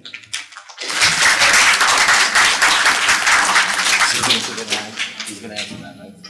He's going to answer that. Yeah. She asked him a question. So, yeah, I'll answer. So you want me to be controversial on the last question? I have somewhat different views to some of the things that were represented today by certain people. And that's born out of experience in the airline to date. Some of the things they said I didn't say, just to be clear, right? It was said, and it might be true, I didn't say. But I think that we have a reliance or a blame culture with respect to governments, etc. And we rinse and repeat, and we never change the model. Every day in Trinidad, people ask us to say, announce the fact that you're going to take over routes from Liat, cover the Caribbean in the way it should be done. And I say, no. We're going to do things and then announce them. We're going to talk about it after we get set up properly. We're not about promising and under-delivering at all. And the reality is, when we talk about collaboration and unity, it's whose version of unity you want to go with. It's always that question for me. It's a conversation I had with the former leadership of Liat, and that didn't go very far. And I have learned so far that in spite of talking about a lot of these issues, and Anthony said it, for eons, taxes is just commonplace when you go to these conferences now. There's no change. And at the end of the day, we as an entity have to survive commercially. That's what we're doing. What we have done as an airline, which I'm proud to say and sit before you today and say, is that our vision is to first connect the Caribbean. Is that easy? Absolutely not. Because I would question, I wouldn't call the name of the airline, any airline flying a certain route, I would question how profitable they are. How long is that route going to last? How sustainable are these routes for the Caribbean? My suggestion to all of this is that you have to at least respect the fact that every entity has to survive. We in Caribbean Airlines are doing this on a commercial basis as well. We're not interested in staying on government support to cover the Caribbean and make it as a flight of fancy. We want this to be a solid business proposition, and we want it to last. For me, that requires collaboration. If we want to sit together and share data, we do cargo services and we don't have half of the data that we need to figure out where we need to go. Right? Because in some cases, it's Anthony had great data. In some cases, it's not. right? It's a simple case of protecting that data in some ways, protecting markets in some ways, etc., etc. But for me, as the CEO of Caribbean Airlines, I would want to connect the Caribbean, but I'd want to do it in a way that Caribbean Airlines could exist tomorrow, right? We're not doing this to say we put a route on because people think it's a great route because two people in a country would like to fly on that route. No, I would love it if we had thousands of people going every day and we had that ability, but we just don't have that in the Caribbean. When would people accept that we don't have that structure? What we are doing is systematically going through how an airline should operate efficiently with the right service, the right operations, to get to that point where we connect the Caribbean. And I promised it today, and once I live to see it, in a couple of years, we will significantly expand our reach in the region. You'll see it for yourself. I mean, since I've been in Caribbean Airlines, we've moved from 5 down to 11 ATRs, and we've moved further into the Eastern Caribbean. But I'll tell you, it's not easy. It is not printing money going into the Eastern Caribbean. It is not. And that's why I also would like to remind everyone of what's on the deck. We need some sort of assistance to take that vision of unity forward. And it involves our own governments that are subsidizing international airlines before regional airlines. If you think about it. So if we want to be honest about it, any entity, every business person in this room will understand what it means to run a P&L and make the business do well.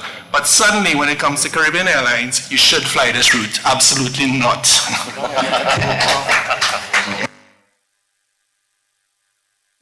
So, let me invite, let's not waste any more time. let me invite Patrick to just tell us about the next steps. A couple of things. I don't think I need a mic. I just want to save the time. Oh, sorry. So, look, we were deliberate in putting this panel together.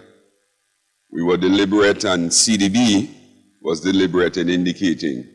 I see my colleagues, CDB in the fourth row, insisting that we get some real issues discussed that are actionable. And I want to thank them for that, for sticking to it, and certainly, Ian, for you in making sure that you really marshaled the forces.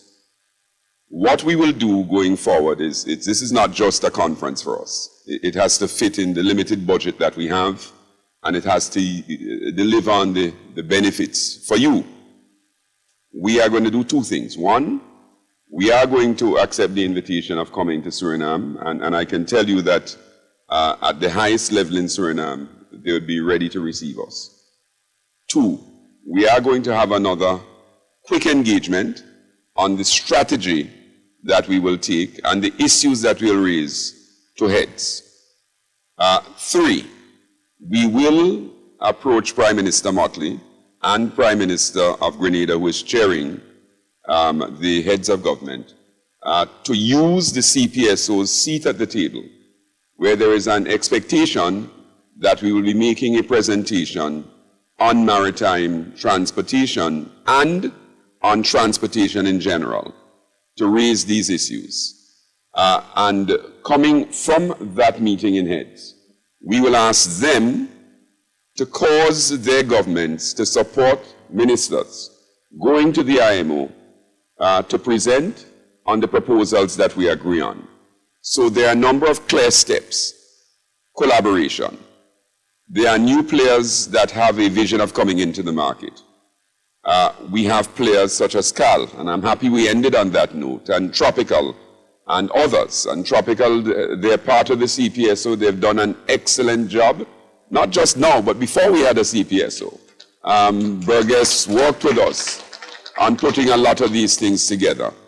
And I want to say that for us, and I've heard a lot of the concerns are valid in some cases, but there are institutions that are owned by persons outside the region, but they've been with us for so long, and they've been so faithful, and they've partnered with us through thick and thin, through difficult times, that we regard them as Caricom players. Not only that, when we need them, they're here. And I just want to say that there has to be room for the table at the table for all of us. After all, we did put up the figures, 16% within Caricom, 84% of our trade is with the rest of the world. So I think when we sit together in the way that I've pointed out, we will find a place to land a lot of this. Your last point, Madeira, going into the Eastern Caribbean is not printing money. And I've said that to my colleagues from Connect Carib. I've said, look, you're coming into a space where we have to try to find the collaboration that can make this work. Again, your point, no one wants to come into the market to lose money. Your point, as we wrap up this engagement in this excellent forum, it has to be sustainable. You want to make sure that it's there, that it's built to last. And I dare say that the real discussions that we've had here, which have led to my saying to you that on top of that which UMTAD and the government of Barbados would have agreed to as outcomes going to SIDS, we came with CDB with a specific mandate and a specific agenda. And I want you to give yourself a round of applause because you have overperformed. Thank you very much.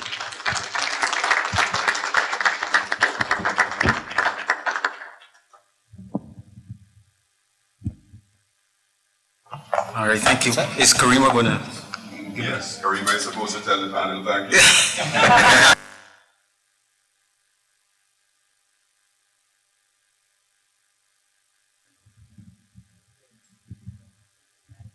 So on behalf of our wonderful audience, I'd like to thank our panel. I'd like to thank Mr. Anthony Ali, our executive member at the CPSO, CEO of Goddard's, Mr. Garvin Madeira, CEO of Caribbean Airlines, Ms. Diane Edwards, the Director of Professional Service Unit at the UWI Mona School of Business, and Mr. Gavin Bovell, University of West Indies Cable Campus, Coordinator of the Masters in Logistics. And most importantly, our esteemed moderator who led us through so ably, Mr. Ian Durant, the Director of Economics Department at the CDB. So thank you all. We have received so much.